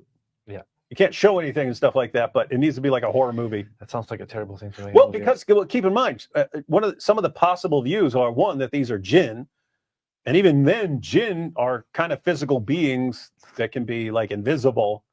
So they could have also banged him, even if that's the meaning. But Raymond Ibrahim pointed out that one of the possible meanings of the word that's translated as rode or mounted him is possessed, if it's used of spirit beings. So we could have a horror movie where it's the men of Al-Zut and they're sort of climbing all over him but possessing him, and so we could avoid that still sounds bad, other issues. Climbing all over him and possessing him. Yeah, possessing him. Oh, we possessed you all night long. They possessed his rear end. Ida Ragos and all those jinns, you see, they got to like. Yep.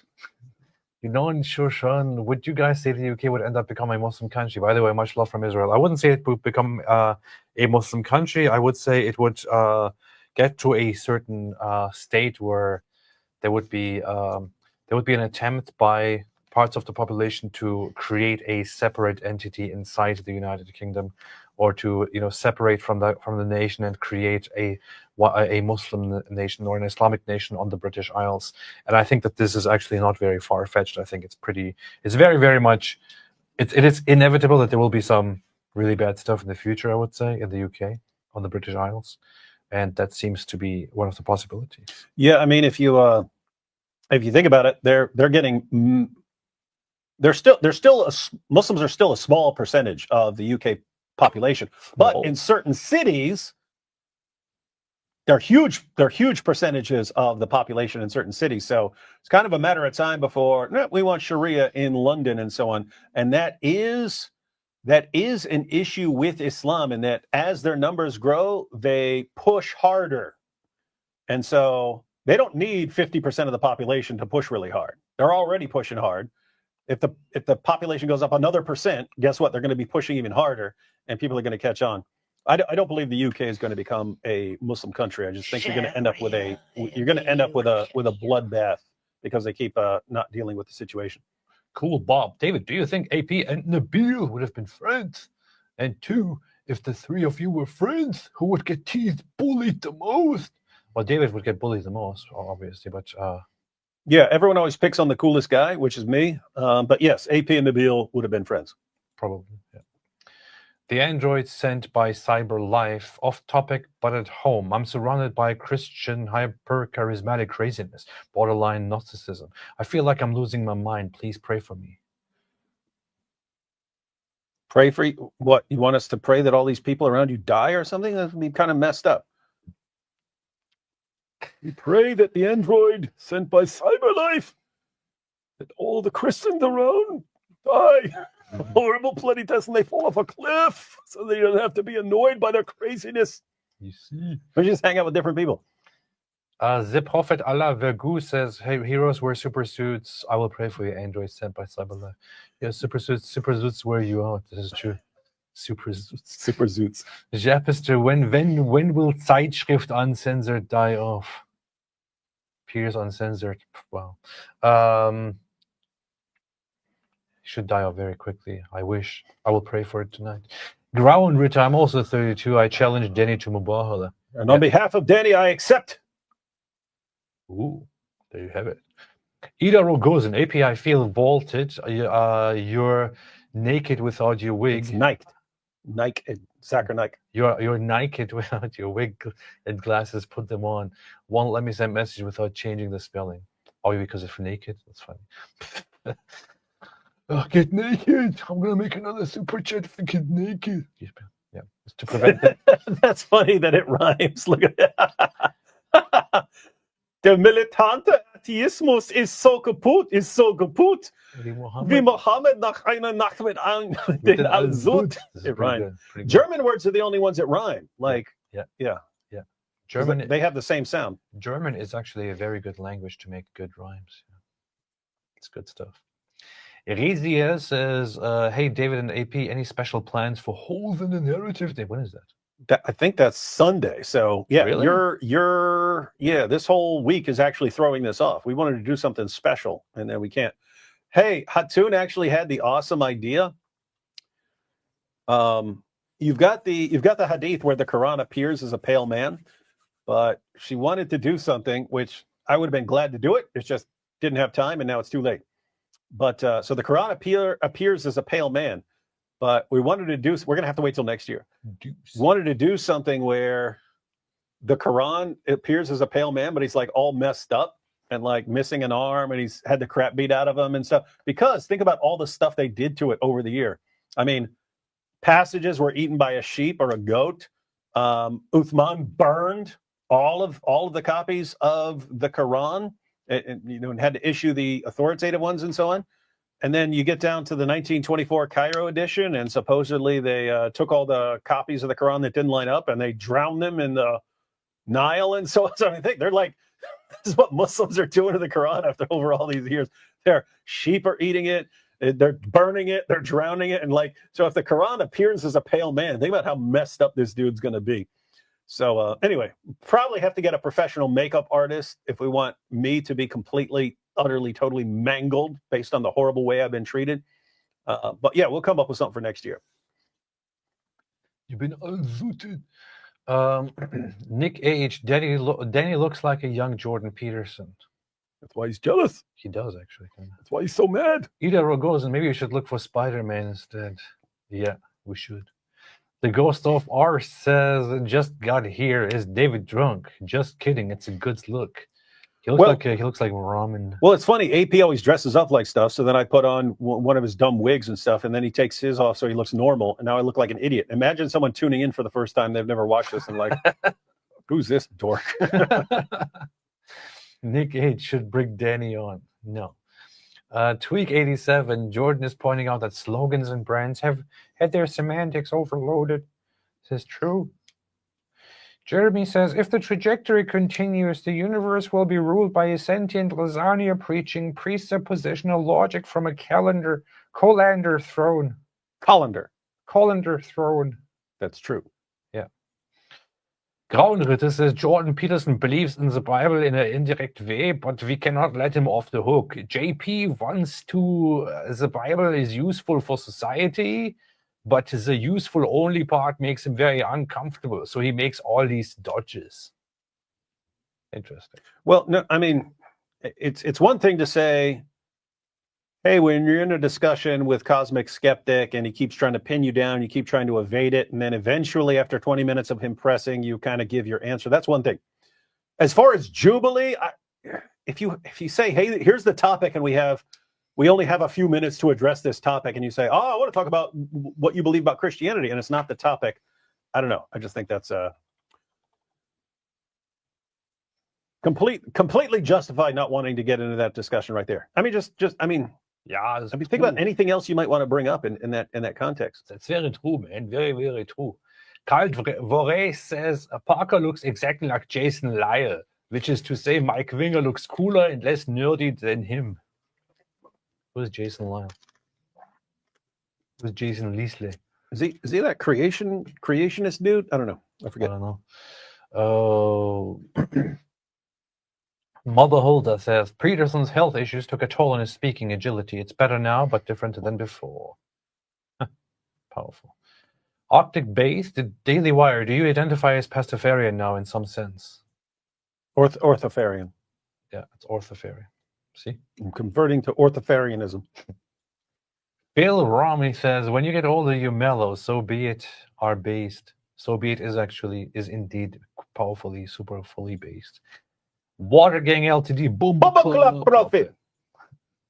And Jay and Drew are my dream wrecking crew to make an obnoxious anti-Christian brat to take on obnoxious anti-Christian brats on a secular international platform. Onward, author soldiers. Who is Drew? Do people call him Drew? Andrew? Or a different Drew? You call Andrew Drew? Do people call Andrew Drew? Or is there someone else we're missing? Probably Andrew. Jack Ray. Argue through Mubah logic. Skyscraper philosopher. Not a huge fan of Dyer, but his Dilla Monkey song is absolutely hilarious. Song he made mocking Dilla Hunty. I gotta check this stuff out. That just sounds funny already. You gotta do that. Grauenritter AP. I will cook the most haram clam chowder combo. Based. Do it. Eric Barlow. AP. Are you planning on getting an anthologian from Ignatius Orthodox Press? Anthologian from Ignatius Orthodox Press. I'm not an EO, but I have a copy myself. I don't know. I never looked into it. I'll make a note of it right here. Don't do it.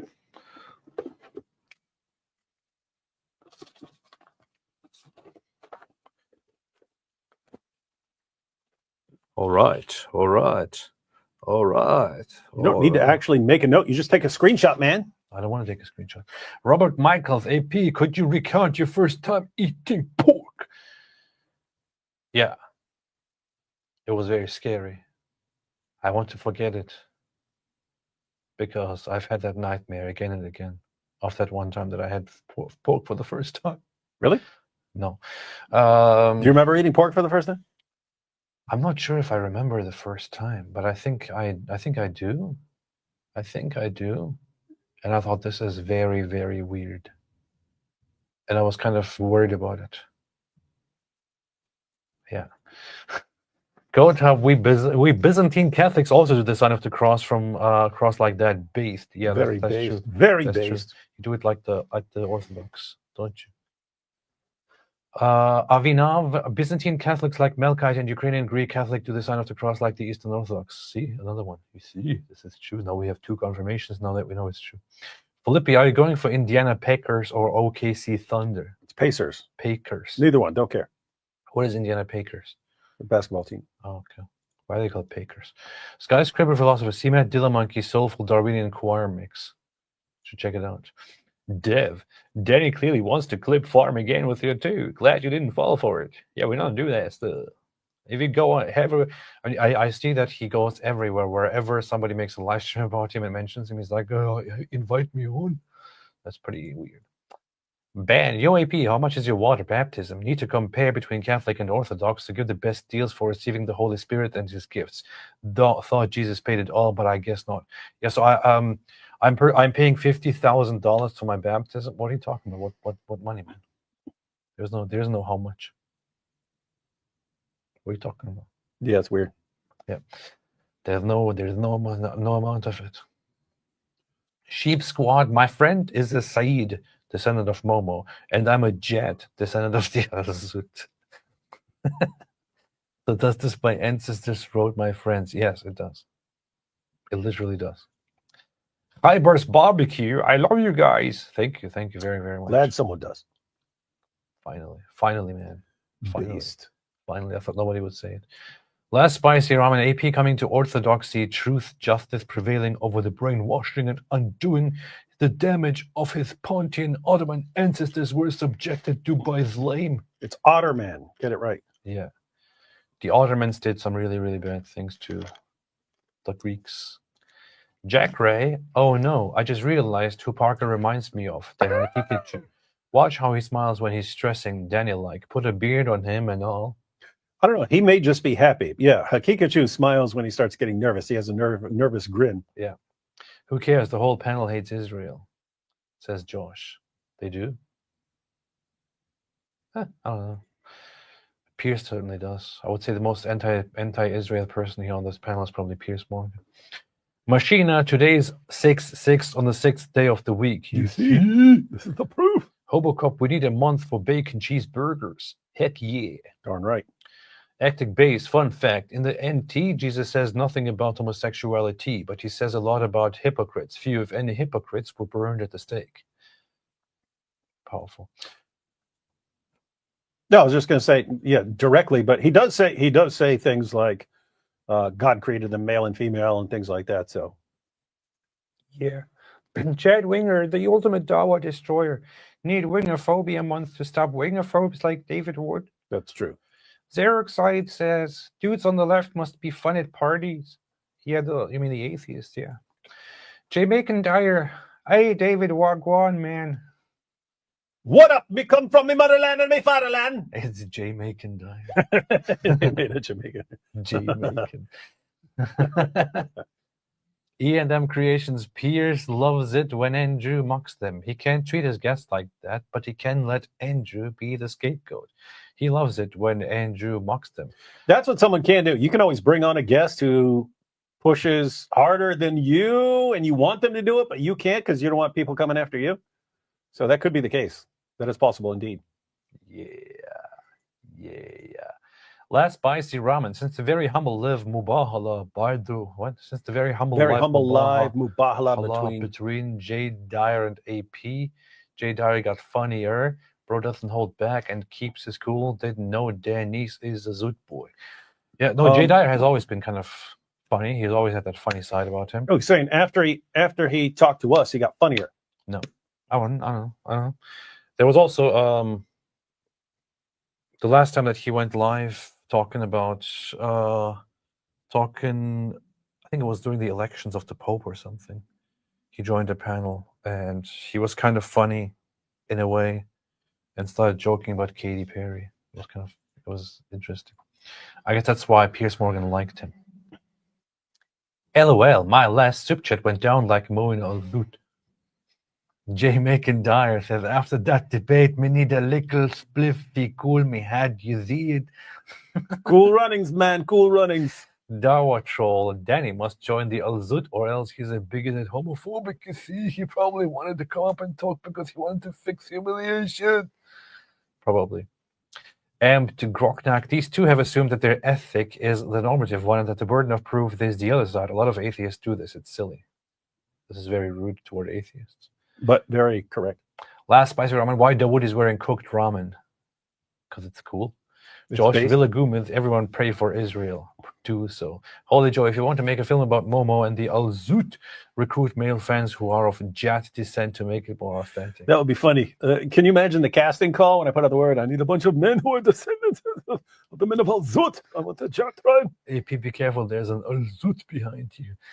Oh, I was West South Currency shamed on IP's channel. Interesting. Huff. LOL motion. Would there be Christians in the West if gospel was promoted in the same way as LGBT is? Would there be more Christians in the West if gospel was promoted in the same way as LGBT is?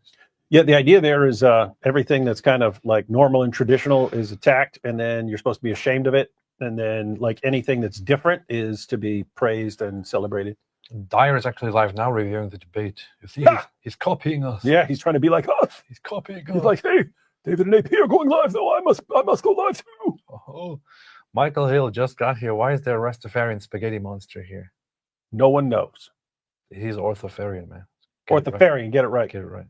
Ash McClure, guys, I have to step away from my PC. My kid is running around upstairs, and I can hear him. His mom is away today, and I have to go check on him really quickly. We'll be back.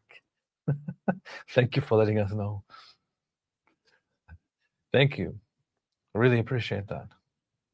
Well, it's funny because that's what I said the other day, right? Because it's true. Oh yeah. I heard my kid running around. Now there was a nurse downstairs with my son with a disability, but yeah, I was supposed to put him to sleep at 9, and then it was like I don't remember what it was, 9:45 or 10 or something like that, and I heard thump thump thump thump thump. I was like, oh, I forgot to put him to bed. Arctic Base, David Wood, AP. What's your opinion of Ray Banana Comfort? Never really followed him, but I mean, I don't know. He's been doing evangelism and stuff on college campuses for forever, and so big up to me, man. Ray Comfort. I don't know anything about him except for the banana argument, and some people still say it was actually a joke, but Other people say it was clearly not a joke. It was meant to be a serious argument. And I don't know. That's all I know about him. I don't know anything else about him. Byzantine Warrior. Hey, what's up, Byzantine Warrior? Byzantine Warrior! AP, wishing you the very best for your baptism. We will now be Orthodox brothers. You have an entire Orthodox world praying for you. For those who are baptized into Christ have put on Christ. Hallelujah. Thank you. I appreciate that very, very much. David Wood, I hope you're taking notes. LOL. Yes. Here we go. Yeah, so David, this is how you do it. Look, three fingers, and the tool you do down here, and then you do this in the name of the Father, and the Son, and the Holy Spirit. You got that? Oh yeah, chapter and verse from the Bible. You jotted it down. Chapter and verse. You jotted it down. Chapter and verse. You jotted it down. Okay, good. Well, it's gonna be super based. It's gonna be super based. In fact, when David sees the baptism happening, he's gonna be like, "Wait a minute, I want to be dunked too. Wait a minute, I want to jump in that water. I want to do it too." And the priest will be like, "No, you're not even a catechumen yet." And he will say, "I don't care. You're not even fit to be a catechumen yet." And he will jump. To start over. I'll be like, "But I've been a Christian since the 90s. Too bad. You have to start as a catechumen." And he will jump into the water. Josh Villa Gomez, this is a that would be like a funny video, like the priest is about to baptize someone and someone else like runs and dives in his place. Yeah, the funny thing is you wouldn't need to be baptized, so yeah. I guess that's that. Nikki, that's what they do to people who have already been baptized. They do chrismation, which is just like certain prayers and a thing, a cross, signs and stuff like that. That's if you already got baptized. Based. But I never got baptized. Is the current open and accepted hatred for Jews going to keep getting worse as it seems to be getting exponentially worse? Feel worried and hopeless, says Nikki. It could.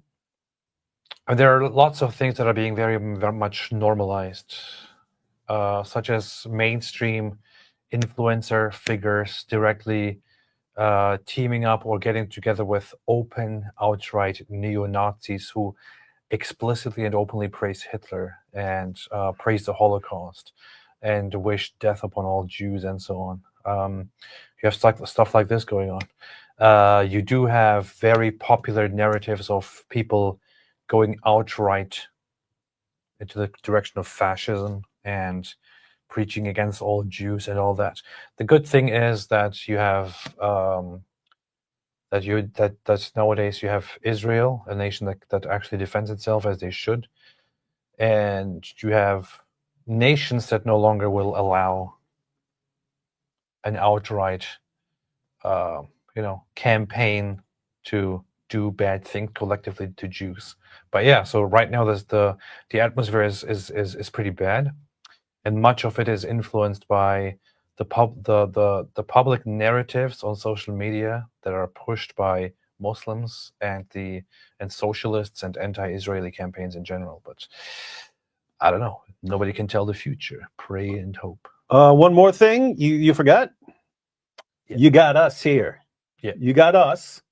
We were already an unstoppable force for crushing Jew haters everywhere. Yeah. But now AP's about to be baptized. So now he will be more powerful at anything he does. But also, he'll be among the Orthodox. And so all the angry anti-Semite orthobros, they're going to be like, but he's the real super alpha Chad in our group. We have to follow him. Yeah. Boom. Yeah. Then it'll be stuck with just the groypers, and then we'll go crush those guys. Well, this is also why I chose to become an Orthodox Christian, because I thought, oh yeah, this is a perfect place to infiltrate with the mission of trying to crush anti-Semitism and all that. People are going to clip this. Andrew Wilson's going to make a response. Hit me. This is Ash. He says, "Yeah, I was just kidding with." Yeah, so he was. That was a guy who talked about he hurt his kid. Yeah. Oh yeah. Okay. Good. Al, David, what will he be live streaming AP's baptism? One of us. We accept them. We accept him. No, but I will be recording it, but no live streaming. Powerful. Because you don't want to be live streaming and then he drowns or something like that and then messes up. That'll be pretty messed up. Yeah. Anyway, let's watch this part of this debate. It's powerful. Pierce definitely picked the most important topic right here on the planet. Have you seen Sheep Among Wolves videos on YouTube? They're about the underground church in the Middle East in the midst of Islam, says Chupi. Never seen them. David, did you see them? No. What? The Sheep Among Wolves videos on YouTube. Evan999, blessings. Any suggestion for apologetics books? David, what's your one word? I just saw someone put it in the chat because I saw it scrolling. I was wondering what they're responding to, but they said tactics and street smarts. That is correct. Those are foundational. Meaning other topics, I would say, what are you interested in? Are you interested in talking to atheists? Are you interested in cultural stuff? Are you interested in cults? Are you interested in Islam? It's kind of going to depend on what you go. But tactics and street smarts, foundational. If you had to pick one right now, go with street smarts because it's by the same author, Greg Koukl. But he kind of recaps. He gives a short version of tactics in Street Smarts. So if you had to just pick one, go with Street Smarts now. Then, as a Christian, you should get a basic defense for the existence of God, because you're going to run into people who challenge you on that. Jesus, death, resurrection, and deity. Apart from that, pick what you're interested in. Powerful. And let's continue with this. Joe Rogan. I'm going to start with you, Jay, on this.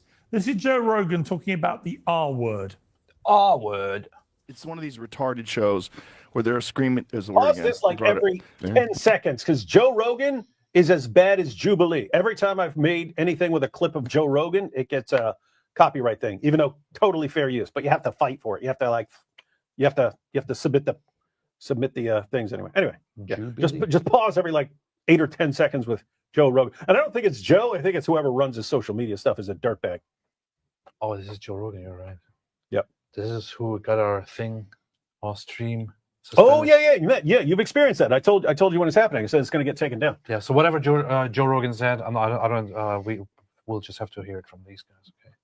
Let's just culture victories that I think is spurred with that dork on probably by podcast. Now, Jay, is it a great moment, a great cultural victory that the R word is back, which obviously is short for it's retarded, it's mentally retarded, for people who are mentally impaired. It was used in a derogatory way against people who are mentally impaired. Why would that be a cultural victory to bring that back? You're going on the soundboard, Pierce. Well, I'm a big fan of the R word because I myself act retarded all the time, and I'm proud of it. In fact, I would actually look at Parker. Okay, Parker, you were all happy until this happened. So, yeah. Oh, wait a minute, wrong sound. Where is the what? We're proud of that. Okay, good. He is proud of that. Would probably get retarded. I myself act retarded all the time, and I'm proud of it. In fact, I would actually probably get retarded tattooed across my back. Because I think it is a cultural victory. I'd love to be able to say what's on my mind. I think. Wait a minute. He would like to have it tattooed on his back. That's not what. If Muhammad got a tattoo, it would say on his foot, but it would be on his butt. Jay, wait a minute. I have to do this again. Well, I'm a big fan of the R word because I myself act retarded all the time, and I'm proud of it. In fact, I would actually probably get retarded tattooed across my back because I think it is a cultural victory. I'd love to be able to say what's on my mind. I think. Look at Parker Lewis, man. I mean, well, these guys are retarded as an example. So we have.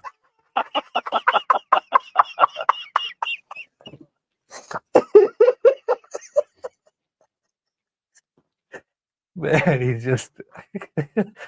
Oh god, I love this guy sometimes. It's just funny how he's dead serious, like when he's saying, "Well, I'm retarded. I'd get it tattooed across my back. I'll do it right now. I'll go right to the tattoo shop right now." Oh, these guys are retarded. Look at Parker's in shock. Of all the things that you could get that could upset you most, Parker, this was it. Parker was smiling and happy at everything else until the minutes. Look at Pierce's face. Yeah, I mean, well, these guys are retarded as an example. So we have panelists that are retarded. So yeah, I love the R word. I'm rated R totally. And I think that it's a freeing thing. It's a way to express the way we express things in the 80s and the 90s without problem. Like, you can go watch Bill Murray comedy movies and they're great because but people used to people used to use the N word, 30, 40 years ago. right? But then I champion all the comedians that became the something that was taboo in society because it was deemed to be very offensive. Look at this. To Look at black Parker. people. Look at Parker Lewis, man. Is he going to sit there the entire time like this? Parker, I thought you were super cool, like for a lot of the time. This is the most cringeworthy. Parker, and then you're one of these guys who just does this to everything. Parker, that's Lily J level. With here's the thing: every single person looking at you can tell that you are forcing it and overdoing it. Yes, and it's not really having the effect that you think it's. Yeah, do this, Parker. I bet he will, probably. They say Parker Lewis can't lose. Sorry, man. You're losing it now. How do you think you're impacting the conversation like this? You're just acting retarded. Yeah, you think anyone's going, oh no, Parker went like this. Now I have to change my view. Nobody's gonna. Like, he looks like he's, oh my goodness, I'm traumatized by even hearing this. What did you think? What did you think Jay Dyer was going to say? What did you think? I didn't know what he was going to say. I knew he was going to say something in defense of using the R word. If that was a genuine reaction, that's one discussion, but it's clearly not. So. Go back to acting school, Parker.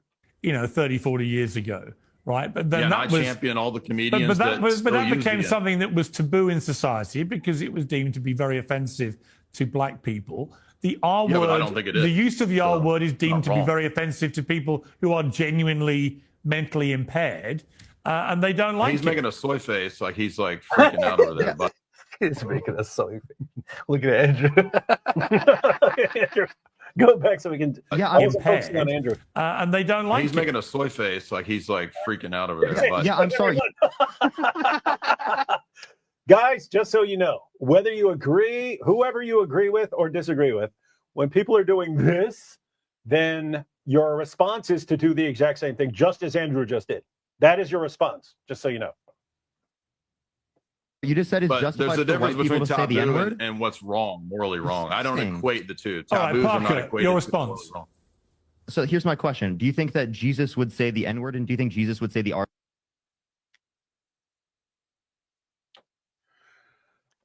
These guys always got to go to Jesus for their moral claims. Keep in mind, at least Danny Boy was saying he has a foundation. So if you have a foundation that would apply even for atheists, why would you not say, hey, here is the thing that makes what you are saying unacceptable? Well, let's take away for a second. Whether the whole idea of Jesus being the moral example to be appealed to here. There is a different factor at play, which is Jesus's role in society, in society when he was among us, and further. This is like comparing any random regular person in any conversation to Jesus, regardless of what their role in society is. It's like comparing, like leaving the divinity and the moral example of Jesus aside, right?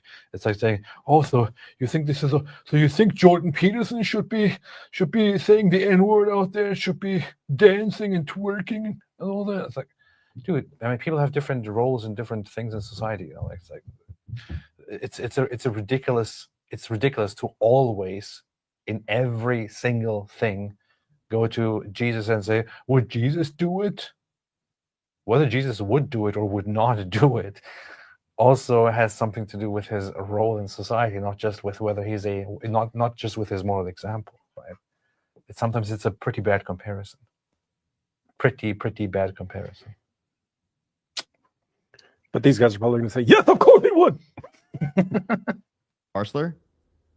Here's my question. Do you think that Jesus would say the N-word, and do you think Jesus would say the R-slur? Jesus does say jokes and slurs in the Gospels. Yes, he R-slur. He talks about. So Jesus would say the R-slur in the equivalents in his day. So Jesus would say the N-word and the R-slur. He calls people the same dogs, thing as the N-word and the R-slur. Reference to you guys' vice. Parker, do people in your friendship group ever use the R word? No, never.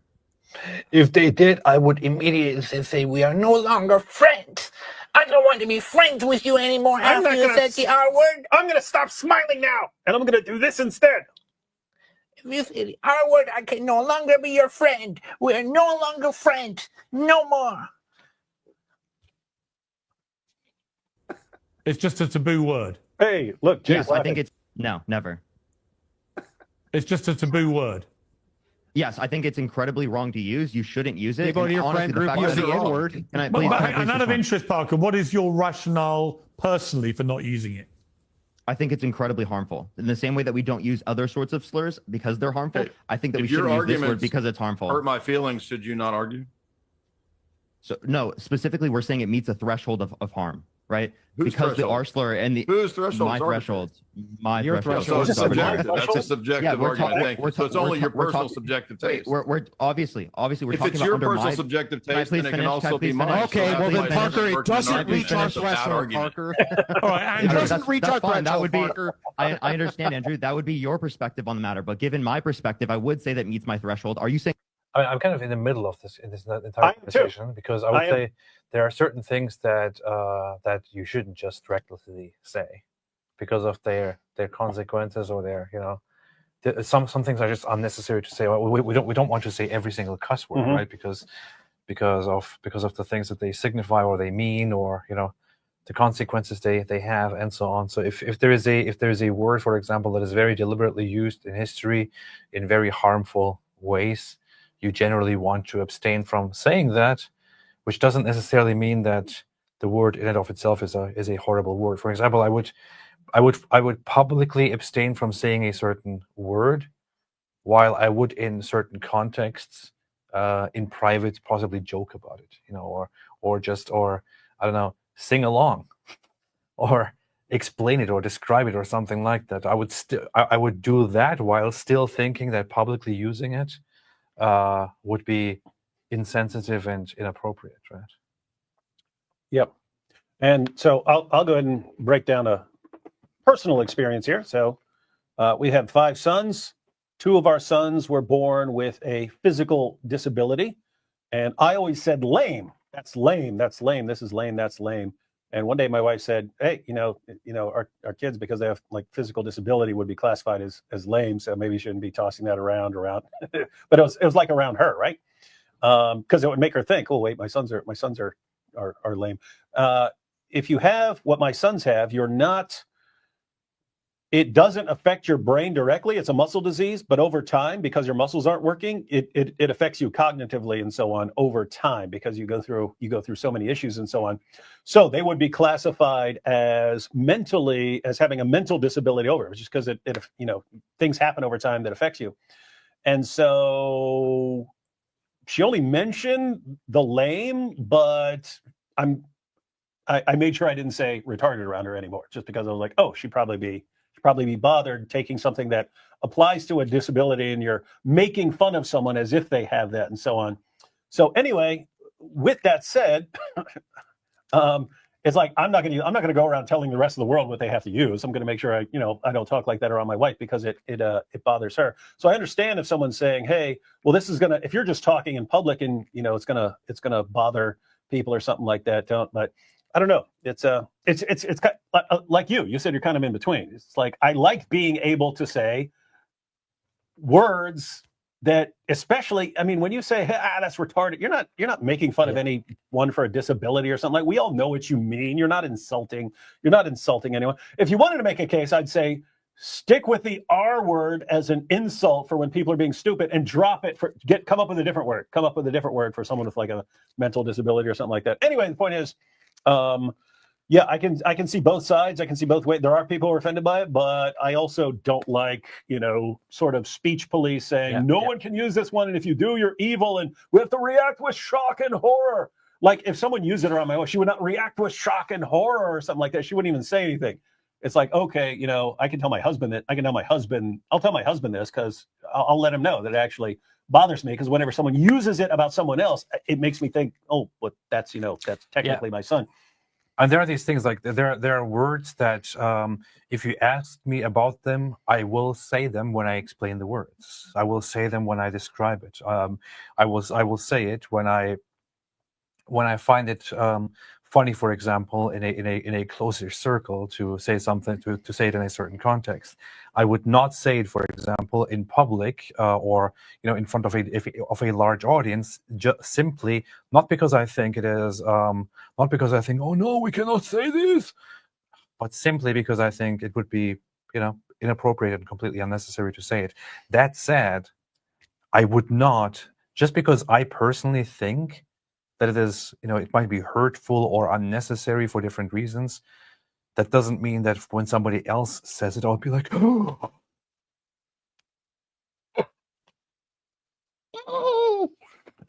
I would think, I personally wouldn't say it, but whatever. There's no reason to get this ridiculous reaction, Anyway. Anyway. It's Rachel here. Rachel, did I just see Rachel? I think I did. Rachel. How are you doing, Rachel? It's good to see you here. Yeah, here. Rachel Wilson J does get around to the point of context and propriety here in a minute. Awesome. Okay. Well, look, Rachel once again coming to defend the men. Men keep sending what? Jay and Andrew have to send Rachel to defend them because they can't defend themselves, little weaklings. We're gonna start a fighting. What? But glad to see you here, Rachel. Glad to see you here. Rachel, can you go over and watch the live stream and make sure they don't say anything bad about us? Saying it's okay to use the N-word, and Andrew? it's subjective, and it doesn't work as an argument.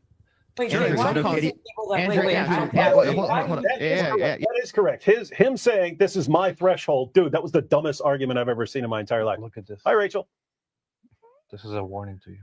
And tell Andrew, hi. We didn't say anything bad about him. As an argument. Wait, Andrew, why it's okay to- people that Andrew, Subjective, and it doesn't work as an argument. wait, Andrew, why it's okay to- people that Andrew, wait, yeah, Parker. Is it ever okay to use the word retard? No. Is it okay for you to use the N-word? Yeah. Ever? That's interesting. If you say never, then you're saying it can never be used of someone with a mental disability or. No, I understand specifically retard. That is a more negative. That's not like this person is retarded. But not even when we are being adults and explaining a certain word, for example. Yeah. Are you serious, man? That's a little bit ridiculous.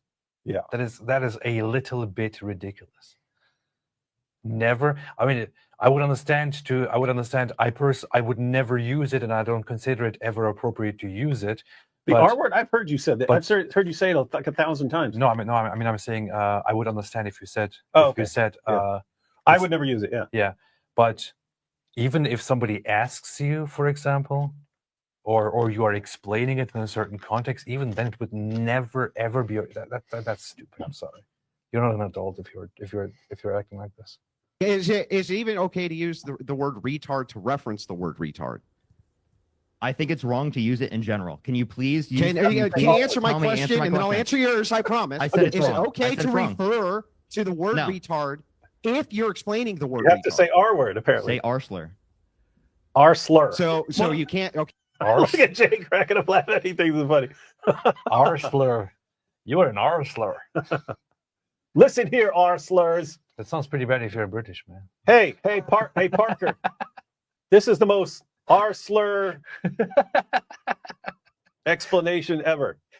Keep in mind, Parker. I'm like half on your side, and I think this is the dumbest defense ever. Yeah. Put it this way: I think my defense actually explaining the situation with my wife is a better response.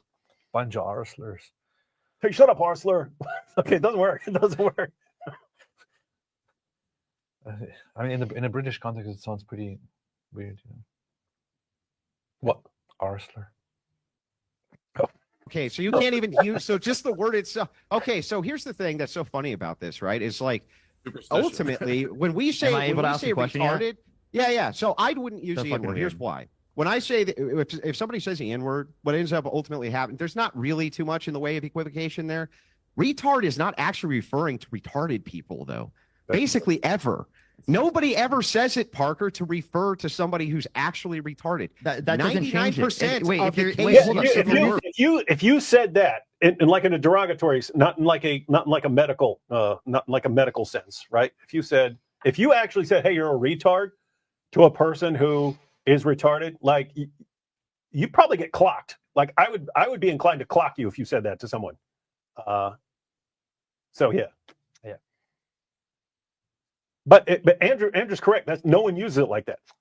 So, I mean, no one hyperbolically. Yeah, I guess. Using the N-word to refer to a white person, it's still wrong. Would you use the N-word to refer to a white person? I mean, in some circumstances, I think that you can use it in a comedic sense. That's hilarious. Hold on, someone do it. Someone Sure. do it. You think white people using the N-word is okay in any circumstance? Yeah. Does everyone see how effective that is? I'm not even talking about argument at that time. I'm talking about Andrew. Yeah, I'm talking about when someone just do the exact same thing back. You have to. It should be instant. It should be instant until they stop doing that nonsense. That was good. White person? I mean, in some circumstances, I think that you can use it in a comedic sense. That's hilarious. Sure. Look, at least, I mean, Danny might be a little, a little child, but at least his reaction looks like an adult's reaction. Yeah, in a sense. Yeah, it's weird. At first, I was like, okay, Parker's way cooler than Danny, but Danny's being significantly cooler than Parker here. For an 18-year-old, Danny's pretty acting maturely in this case. He's acting like a 32-year-old now. Yeah, but with Parker, you can see that he's 12. I mean, in some it's just weird that this is of all the things, like this is the one like he's losing his mind over. Yeah. Dances, I think that you can use it in a comedic sense. That's hilarious. Sure. You think white people using the N-word is okay in any? I love Andrew's reaction. That is perfect. Andrew tends. You know what's crazy? It's like that should be obvious to do that when someone's doing it, but no one thinks of it except Andrew. And now that he's doing it, everyone will do that instantly. Circumstance. Rachel just said, I heard Danny's actually in his 30s. Yeah, we covered that earlier. We were shocked too. I thought he was like 20, 21, but looks like 18 maybe or something like that. But there's a whole range. It's got to be like 18 to 22. Anyway, keep in mind, Danny, it's actually a compliment. We're saying you look really young for your age. So when you're 50, you'll probably look like you're 32. Rachel, I made a video about him the other day, and I called him a kid in the video repeatedly because I genuinely thought he's just a little kid. But then people said to me in the comments, you're calling him a kid. He's actually 32 years old and a philosophy teacher. And I couldn't believe it. I was shocked. But then earlier, at the beginning of this live stream, he actually was here. He was in the chat. And we asked him if it's true, and he confirmed it. He said he's 32 and he teaches at a high school. So, yeah. And I think I even put as the title. I think I put as the title of the live stream. Yeah. Humiliate spoiled atheist kids. I wasn't saying that. I was kind of making fun of. Andrew and Jay for debating kids, but I was kind of like serious. Like, what are you guys doing? Come on, what are you guys doing debating these kids? But he's not a kid. He's not a kid. He sounds like 18. He acts like 18. I don't know, man. He thinks like 18. Yeah. Very, very wild. Yeah, comedic senses especially. I think it's fine. That's disgusting as fuck. You do it. Oh my God. Whoa! Oh, you can't say the F word. Whoa! How is that not censored, Pierce? You can't say the F word? Hey, Parker, that crosses our threshold, man. We have a threshold, and you just crossed it, man. Gonna lecture people on what terms you're allowed to use, and you're here dropping F-bombs? See? I guess we were right about there being no foundation for morality in atheism. Dance. Yeah, comedic senses especially. I think it's fine. That's disgusting. You do it. Oh my God! Right Look, I just censored it. See, what? You can't say that word here. I just censored it. Good. Well, is that an argument? Basis. Is that an argument, Parker? Wait, me calling something disgusting because I think it goes against my moral you think intuition? it's disgusting? What's okay, the right. argument? Homosexuality is That's disgusting because Am I it able goes to against finish? my All moral right, intuition. let me bring in Danny. Can I respond? Hang on. Let me bring in Danny. This is what NBC said. NBC News, when they covered the return of the R word, they said, while its use has percolated in the comedy world for years, only recently has the word and discussion of its return become more normalized. That is fueled in no small part by a sense that the tide has turned both culturally and politically against those seeking to keep the word out of the popular lexicon. That's the battle lines of think about the point there. So when I was growing up, we tossed it, you retard. Anytime someone was acting like an idiot or something like that, you said that, right? You didn't mean anything by it. You weren't. I mean, you were saying that you were joking. You weren't even serious usually if you're making fun of someone, right? you're just joking with your friends and so on. But you're never what? That's funny too. You're never making fun of someone with a mental disability, right? So that changes over time, and then you end up with the speech police, and they say you're not allowed to use this word, this word, this word, that word, and so on. But what happens when it starts making a comeback and you stop and you start losing the power to control, and people want to kind of rebel against you being the speech police? Then people start using it even more, which is what you're going to be seeing. Thank you. AP looks good for 49. Thank you very much. I appreciate that. It's a good compliment. Yeah. As fuck. Parker, respond. Hang on. Let me bring in Danny. This is what abuse has percolated in the comedy world for years. Only recently has the word and discussion of its return become more normalized. That is fueled in no small part by a sense that the tide has turned both culturally and politically against those seeking to keep the word out of the popular lexicon. But the battle lines are not as clear as one might think. And there's no doubt that's true. I mean, what is your view about this?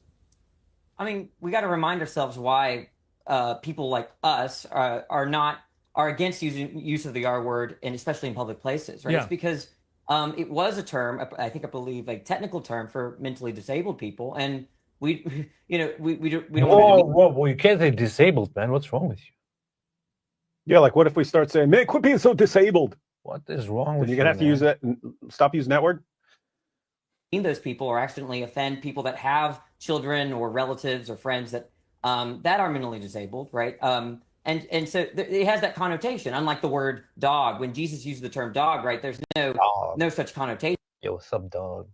Right? You'll have to be reminded of why it's considered to be a slur, right? I mean, it's like you forgot. Yeah, but so is like the word. So is the word moron. So is the word moron. The word moron had a really negative societal connotation, and it still does. And people. That's true. I mean, lots of the words like that, moron, idiot, things like that. Even things like lunatic. Those actually had like. There are people that these were applied to, and you use them to make fun of someone. But Andrew's right here. You'd have to. What about calling someone moron, idiot, lunatic, all those things? Yeah. Point is, I bet you I could go through live streams of Danny and Parker here and find them using all sorts of words where I could be like, oh, look what you just said. Look what that originally applied to. Yeah, I usually, instead of using moron, I usually say Myron. Yeah. People use it all the time, just in lieu of the word retard. They'll just say you're a moron instead of you're a retard. It's like our word is more recent. Hang on. You're begging. Hang on. You're picking and choosing. Yeah, you're picking and choosing which thing to be selectively offended by. You're not. I don't. So, like, let me ask you guys this honestly. I want you guys to answer me fucking honestly. Does the word retard? Whoa! What? Andrew, come on. We were sitting here talking trash about the atheists, and then you're like, I can do that too.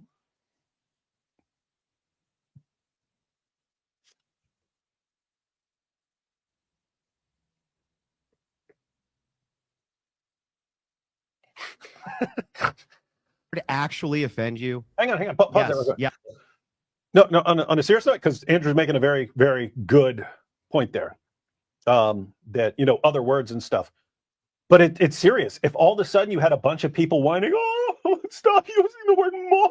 Oh my goodness, think about all the people who are mentally slow. This would hurt their feelings and stuff like this, and then like attacking people and going after every comedian who's ever used it and anyone's used it, and like, oh, this person needs to be canceled. And what? It's like no one takes that in like a super offensive way until you guys start complaining about it. Wonderful. Rachel, congratulations on your baptism. God grant you many years. Thank you so much. I appreciate that very, very much, Rachel. Good to always see you here. And best, warmest greetings to Andrew Wilson, despite his use of the F word, which has deeply hurt me. Horrible profanity. Deeply hurt me. It make me cry, I think, further about it. And his very rude mockery of Parker and his hand gestures. Instagram, $100 if you cannonball into the baptism pool. Do it. You don't want to be live streaming and Mike Winger shows up. This is true. That is true. That's one big concern people have usually. Evan999. You already read this 1,000 times, man. For Apologetics books. I've seen my big fat Greek wedding. That dude got baptized in like a weekend. Oh, yeah, I saw that too. I remember the guy converted because he was marrying a Greek Orthodox lady. Robbie Hatmaker AP, are you going to go with David to the true Protestant church after he plays along with whatever weird rituals Ortho bros do? And you mean the Orthodox? You mean the rituals that the early church did? Maybe. Inshallah. Let's see. Yes, I think it's fucked up for you to Danny, use. I've been does very it actually clear. offend you, Danny? Oh, what is it? Just call this show the F-bomb show, Pierce. Hey, Parker, did you know that that's a word that used to refer to sex? What are you saying, dude? What? When somebody says, Yes. Wait a minute. Yeah, it does. So It if does, Zach especially in public Galifianakis, places and professional places. so Zach like this. Galifianakis does some when he does comedy and he does a movie and he makes a joke and says retort. Is that also bad? I'm confused the context of what you're referencing. Is he specifically trying to No, wait a refer to minute. the Now, so Arsenal? now If he is, context then yes. matters. So now the yeah, he's context trying to matters. allude to the word retard. I don't. Okay, then yes, that's wrong. Oh, yeah, based on what? You said based. Who decides? You said based. Who makes the decisions? I do. Who says it is wrong? Parker says he does. He says it's his threshold is the only thing that matters.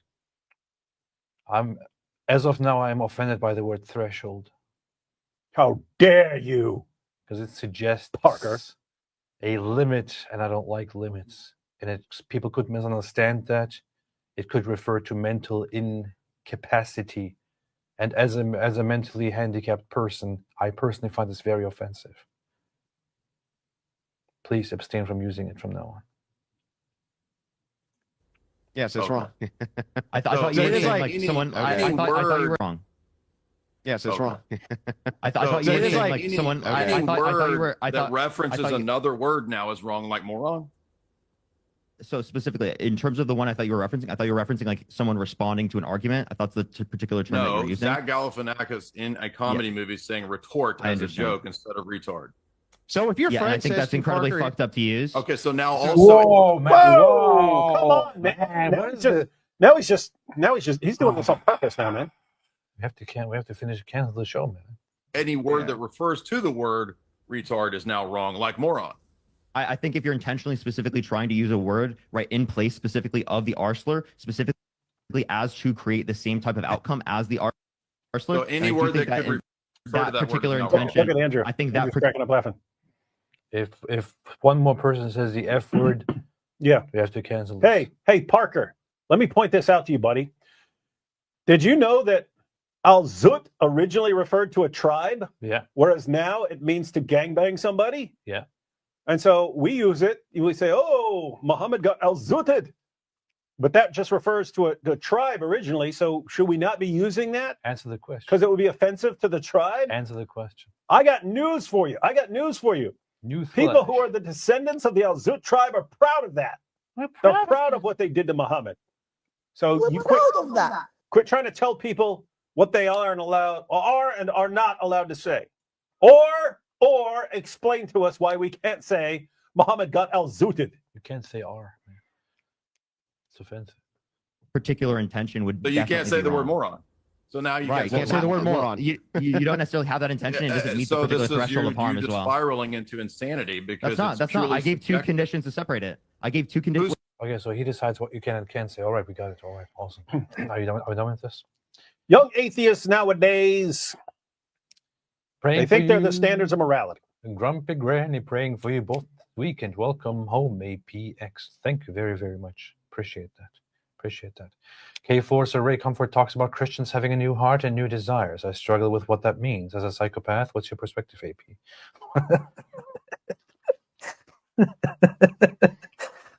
I think he's right. David, what do you think about that? When I became a Christian, I did have a new heart, new desires. I still had issues, but I definitely had a new heart, new desires. Base. New heart, new desires. This was a good super chat, man. I like that. I like the humor. Yeah, very base. Sarah F. Parker, he has a little idea. Has as little idea what show he's on as JP had. Oh, yeah. Do you know what show you're on? Do you know where you're at? That's exactly what Pierce should have said. Parker, where you at? The third orange.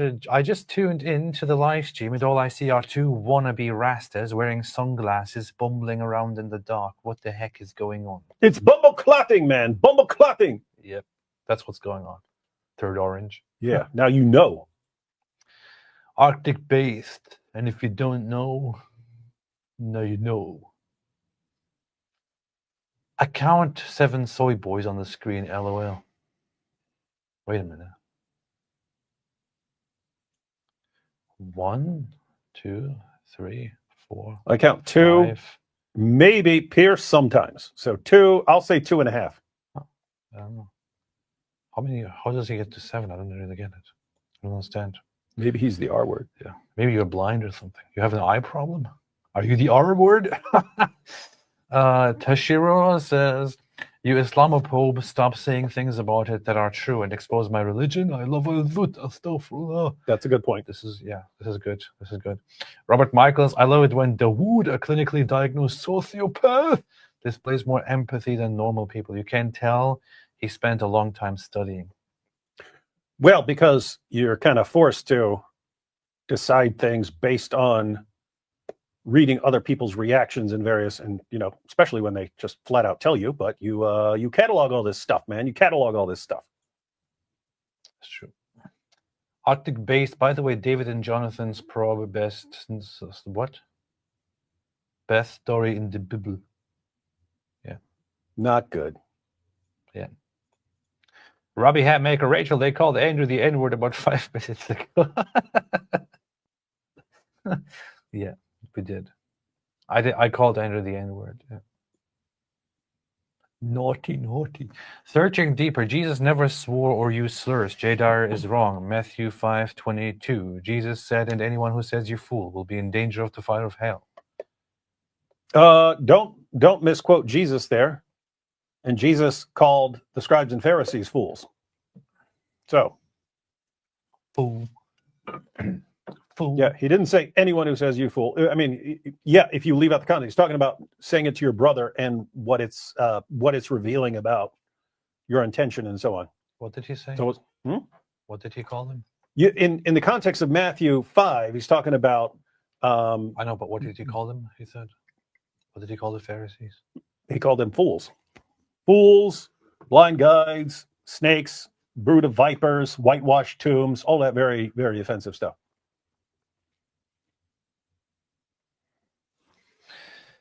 Yeah. Ash Mays, what's up, Ash Mays? How are you doing? Is it okay to say if you have Tourette's, RTRD? Sorry. Oh, I'd almost love to have Tourette's because then I can say anything I want and no one can say anything. That's funny. Sarah FD came to farm clips and got exactly that. Powerful. Well, not very good clips. Ryan Davidson, Jordan Peterson voice. What do you mean by retarded? Dita Ragos and it's all over. PCBS. PCBS. That's true. Yeah, that's the issue. Like if someone doesn't want to use a word, this word or that word or something like that, then go with that. But once you let people know they can police all your language, they're not going to stop. And so you just have to draw a line and say, nope, not going to do it. Matter of fact, I remember Norm Macdonald used to always say, this retard, blah blah blah. He used to say it all the time. And then there was war declared on him, and he had to actually apologize. And that's Norm. He actually had to go apologize on this talk show and crap like that. And it's like, come on, he's a comedian, and you guys are manufacturing this controversy. But I have just been informed that 4430 is a very good interaction. What is that? I have to check that out now quickly. I've been reliably informed that at 4430 there is a very good interaction. Don't believe wrong under my perspective. You're misunderstanding subjective morality. You're not giving you can't tell me why it's wrong morally, objectively, if I can also counter it. Can I ask you this question? Do you think that morality is true dependent upon God's stance or independent of God's stance? Ultimately, it's grounded. He's going with the pro dilemma. Okay, so it's subjective. Subject. Yeah, God is a subject. No, that's so. not a subjective argument. No. The argument. Wait, God is a The argument is subject. that it's objective. God's The a fact that a subjective. person God is makes an subject. argument doesn't make the argument subjective. Your argument God is is a pure subject. subjectivism. Is God a Two subject? different things. It's a category error. Yeah. Oh my God. These guys, this is bad. This is dumb right now. If you are an atheist, this is the lamest argument that you can make. I even thought this as an atheist. How does one actually think this is a good argument? This is the lamest, dumbest argument that you can make in terms of morality. Extremely. As an atheist, please, man, it just makes you look idiotic. It doesn't help your position at all. It is an incredibly stupid argument. Do you want to expand on that, David? I'm assuming these guys are going to expand, but this is just terrible. So we only saw a couple seconds, but it sounds like they're saying. So if we talk about are your moral obligations is that subjective or objective? What that means is it just based on like your personal preferences and feelings, or is it something beyond you that is actually it's not just your feelings. It goes beyond. It's something that is actually an authority.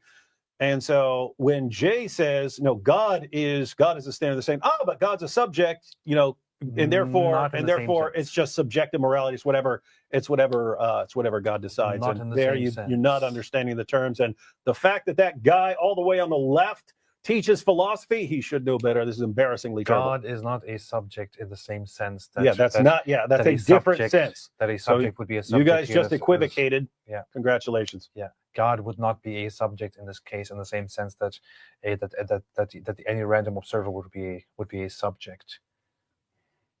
From the human perspective, it would then be objective. God is not an involved subject in this case. This is a stupid argument. An incredibly stupid argument. Is God a How's that subject? a category error? It's two different categories. A subjective Exactly. argument. We're two different people too, right? Different than a person who's a subject making an argument. Those are two different. The point is that God is a subject; he's not an object, right? We're subjects, right? We understand morality in terms of God. In fact, you're equivocating again. Look, can we bring this exactly what I said, equivocation. Exactly. Thank you. And this shouldn't be hard to understand, man. This is very simple. You don't have to be a you don't have to be a philosophy teacher to understand this. I'm not a philosophy teacher. I took maybe a few courses on philosophy. That's it. This guy is supposed to be a philosophy teacher. The heck? Those poor students. Those poor students. No, you want to run away. No, you can't.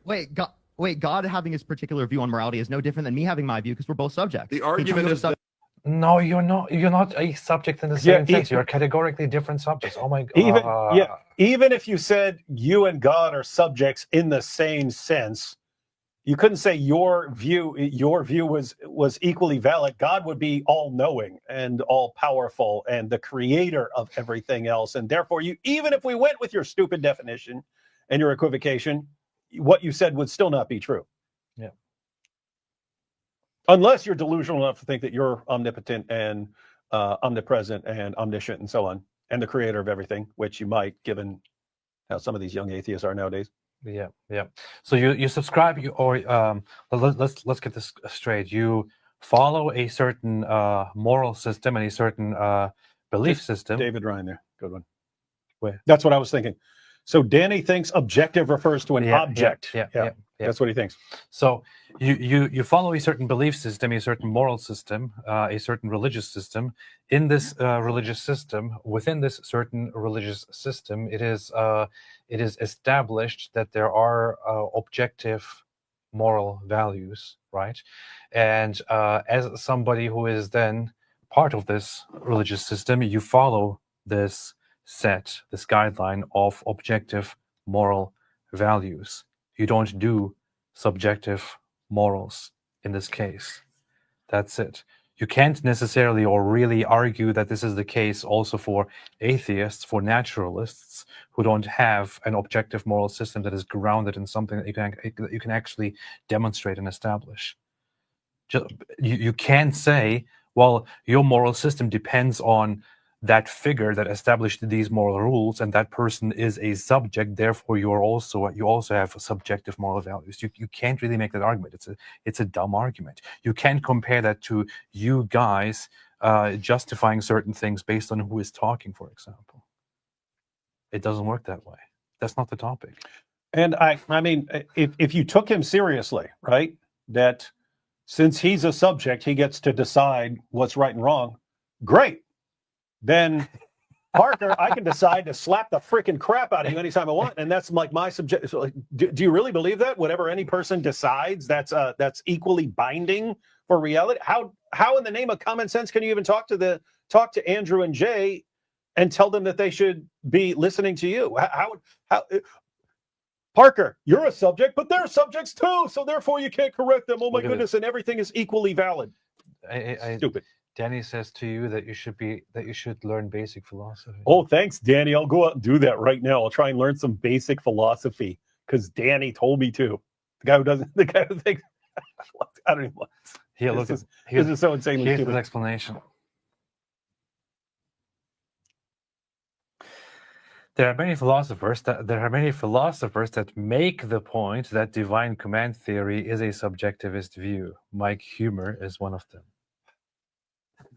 I think what he's saying there is something along the lines of that God, if God decided that torturing puppies for fun is good, then it would be good, and therefore it's just arbitrary. Danny, if you've studied anything in the realm of moral philosophy, you should know how stupid you sound right now. And if you don't know how stupid you are right now, we can only attribute this to your atheism. Danny, I just have one question to you. Is God, in this case, in the same way a subject as you would be a subject in a typical subjective moral worldview? Please tell me that. Even if you're going to argue that you could make the point that divine command theory is a subjectivist view, is in that case the subjectivism here the same as the subjectivism in the regular sense that we are talking about, and in the discussion that you were having with those two Christians? Please tell me that answer in all clear honesty. Please tell me. Please tell me this. Answer me this very simple question. Is it the same subject? Is it the same kind of subject? Is it the same kind of subjectivism? Please answer this question. Do you think that's sufficient? I don't know why you're interacting with it. There comes a point where you're like, this is too stupid. Why are you interacting with it? Do you think that's sufficient as a question? You want to add something to it? I gave up after he said this. I'm not interested in it. Please answer to me very, very honestly. Is it the same type of subjective? Is it the same kind of subject? Is it categorically the same thing? Please tell me. Come on. Please tell me. Please tell me. Please tell me. All I need is a very, very short yes, it is the same, or it is not the same. Go ahead, please. Come on. You don't need to type out a long. Hey, look, Digital Gnosis said, stop talking. What did he say? Yeah. Stop insulting him whilst not letting him in, you bully idiot. Why are you using the word idiot? Don't you know that's a word that actually referred to a person with a certain level of gnosis? You sound very radical. Yeah, man. how dare you? And what are you going to do? You're going to start dropping the R bombs on us and stuff? Come on, you're going to start dropping the R slurs? You're dropping the I slur on us? You bigot? Danny Phil talk. So you refused to answer my question. I ask you one more time. One more final time. Is it the same kind of subject? Is it categorically the same kind of subjectivism or subject that we are talking about, and that you were very, very clearly talking about in this discussion that you were having with those Christians? Please answer my question. One final chance. Answer my question. Is it the same kind of subjective? Is it the same kind of subject? Please answer my question. I'm really curious. I just said they were different types of subjects. Wonderful. Good. Thank you. You are an idiot. You are an absolute imbecile. And yet you were acting in that discussion as if they were the same kind of subject. That's it. This is the kind of people that we are arguing with: dishonest or stupid. I don't really know what to say. What do you think? Is it dishonesty or is it stupidity? What is it? I don't really know. I think stupidity. My God. Steve McLovin, I want to see the atheist reaction to the British words for cigarettes and meatballs. Oh yeah, I don't know what their word for meatballs is, but I found out the word for cigarettes like the hard way. I mentioned that, but yeah, it was the first trip I ever took to the UK. It was there for some debates, and it was a break. They have like tea time in between the debates, or in the middle of in a break during the debate. Anyway, they had like this tea time and stuff, and there were two Muslims standing behind me, and I heard one of them go, "Hey, you want to go smoke a fag?" And I was like, "Whoa, there's about to be a hate crime going down." And then I figured out pretty quickly that they're just they got a different word. Cult will raise. Wilson never makes a claim because then he would have to defend it. It's an annoying trick that atheists use. His type will provoke you more and more until you make a claim and then play skeptic. Wilson never makes a claim because then he would have to defend it. Why are you attacking? What are you talking about? Wilson makes all kinds of claims. Why are you attacking David? Why are you attacking Andrew Wilson now? It's very, very mean of you.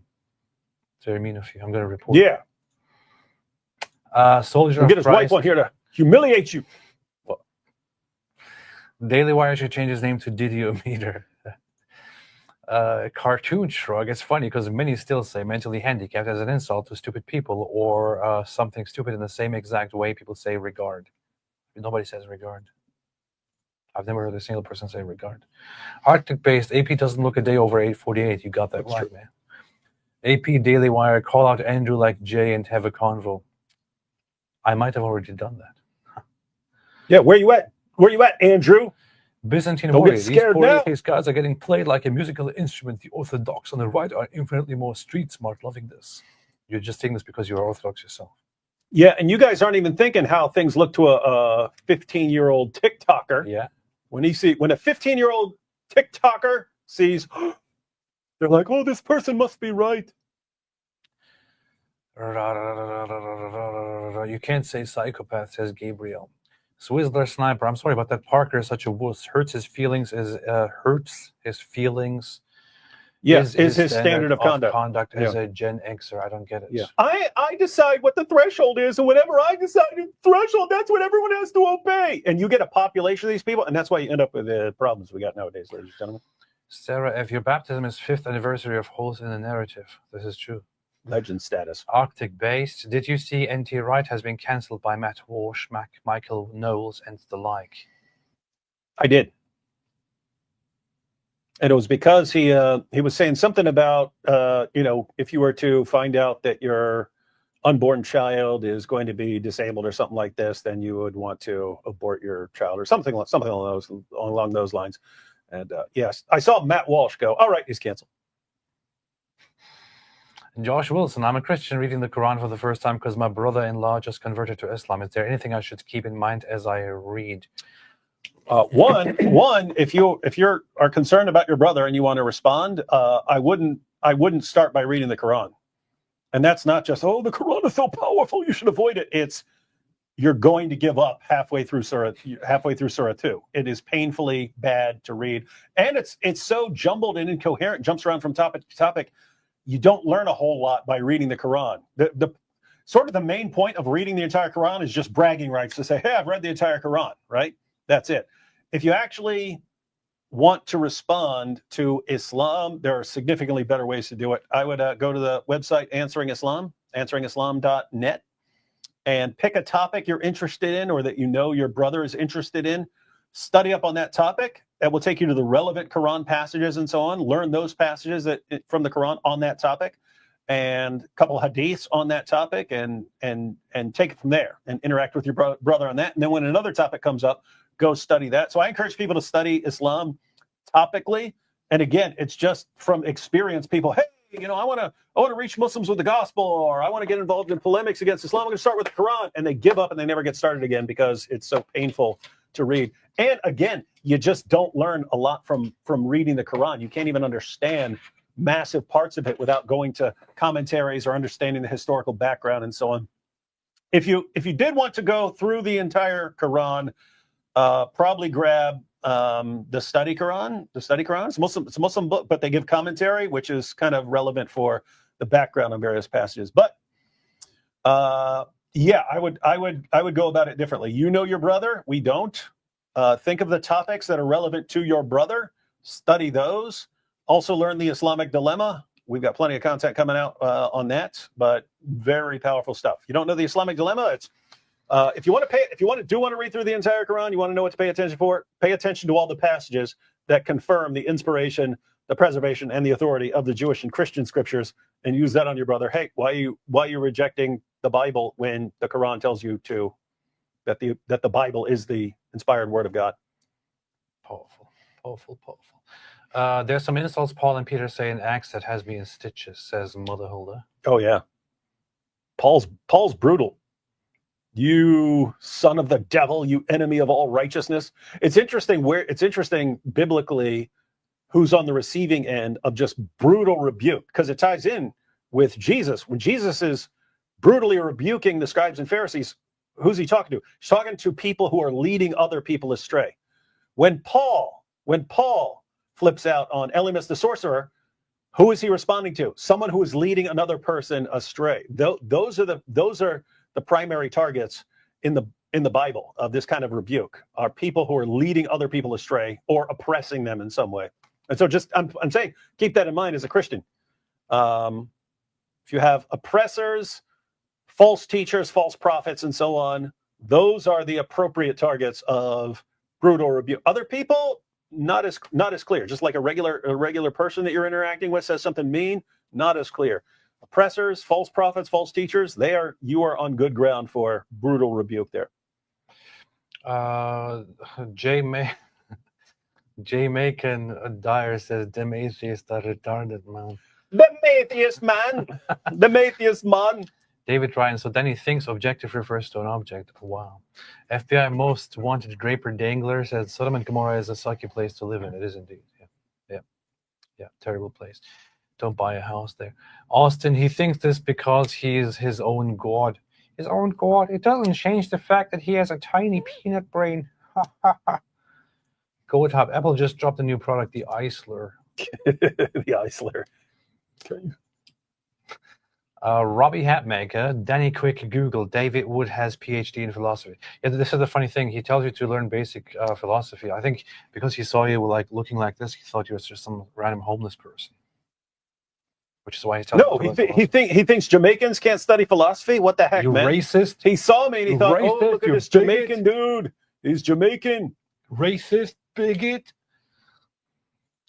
Apostate of Allah. My favorite part of the stream is when Danny said that David Wood should learn basic philosophy. Yeah. You have to go to Danny's classes, man, to get some. Yeah, I got to learn. I got to learn from Danny. Dig deeper. The way J. Dyer uses a retard is harsh and malicious and derogatory. It is not what Jesus did. I read the Gospels many times. Jesus was not like that.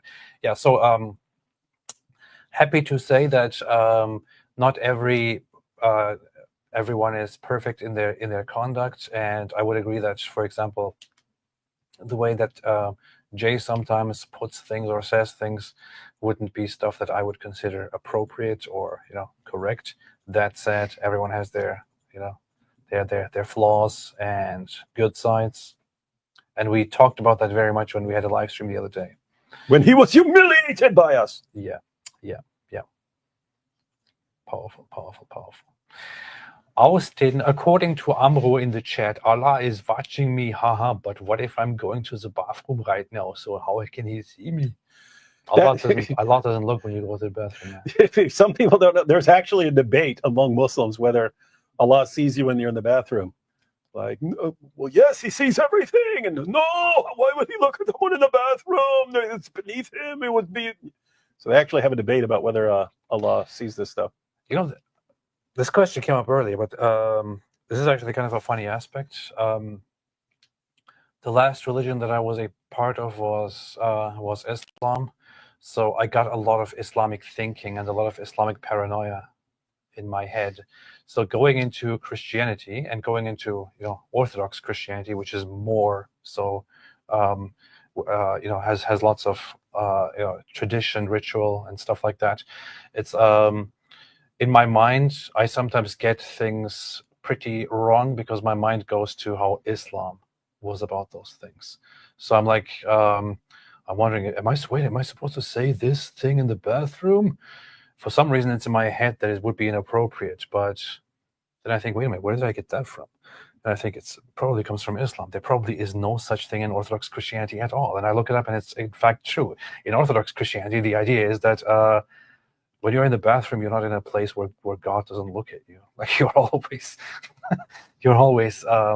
in God's presence, and God is not ashamed of you, and you're not supposed to be ashamed of God, and in natural circumstances. So there is some kind of weird stuff that Islam ingrains into your head. There's a weird paranoid way of thinking that I need to work on still. It's kind of funny. Kind of funny. I relate to that AP, LOL. Yeah, it is very difficult sometimes. It is difficult sometimes. All right, David, anything else? Christ has got to modern Protestants, not all, need to stop thinking Jesus as the soft, happy, go rainbow hippie. That's not true. Biblical because he was strong and firm. That is true. That said, I feel like as an observer, as a new observer, people sometimes make it look like it's one or the other, and say, no, he was completely brutal, and it's wrong to be soft altogether. I mean, you have the example of how he was in the Gospels, right? It's not one of the two extremes. Gosh, who was that? Eldridge or something like that? It was years ago, but he said, who was Jesus more like, Mother Teresa or William Wallace? So Mother Teresa famously took care of lots of sick people and so on. William Wallace going out fighting the British stuff. Who was Jesus more like? And he said, that depends on who you were. That if you were coming to him as a bully or a person who's oppressing other and leading others astray, he came at you like William Wallace. He came to start a fight. And he said, if you were an outcast of society who'd been trampled on your entire life and were despised by other people, he came to you like Mother Teresa and so on. So, good idea. He sees you when you're sleeping. He knows when you're awake. Muhammad, peace be upon him. Holy Joe, I will use the Rushdie book for polemics against Islam. Thank you very much. Also, who gets the muta split of jizya this time? I hope you're joking about the Rushdie book. I hope you're serious. Arctic based, someone was harassing Tovia Singer in chat 2 days ago. What? Oh. Isa Kabir, wow, thought police? Sounds like 1948. Hey, all. Good to see you. He said 1948. 1984. What are you dyslexic? Wow, you're the D word. The D word you missed. You. I think it's because I'm all the Israel debates and discussions. Oh yeah, 1948. 1948 is in my head instead of 1984. That's kind of funny. I'm also tired. All right. No, I have one final announcement. Okay, do it. This is the most shocking of all. Everyone ready? Yeah. Got a secret for everybody. Ready? Yeah. It was me the entire time. People thought AP had some Jamaican friend that was also named David, and it was me the entire time. Oh, man. Oh, you guys feel dumb now. Oh, man. Woo. That was funny. Classic. Wow. Pranked you all. Wow. He was here the whole time? The whole time. Wow. Wow. Woo. Now Danny's probably watching and thinking, oh, look, he my goodness. He actually believed it. I thought I was talking to a Jamaican the entire time. Word out box. AP, I'm an ex-Muslim. I left at 17. I'm 30. My parents said whistling someone to jinn. That's what my parents said to me too. So wherever I go, whenever I got a beating, I would whistle after so the jinn could come for my parents and avenge me. That's funny. Classic. Anyway, all right. Thanks everybody for watching. Now that we know that David is here, I was wondering where he is. And we should be back tomorrow night, right? Yeah, we should. All right. Tomorrow I will be doing some prayers in preparation for the baptism and stuff. And then we'll be right before it. Thanks everybody for watching. And we will be together again tomorrow. There should also be probably a video when you have the time to do it. And as always, Are you sick in the mind? Are you that mentally? Sorry, that was the wrong one. As always, stay away from Islam. Good advice. Wait a minute, this is not even my channel, man. Yeah, I know.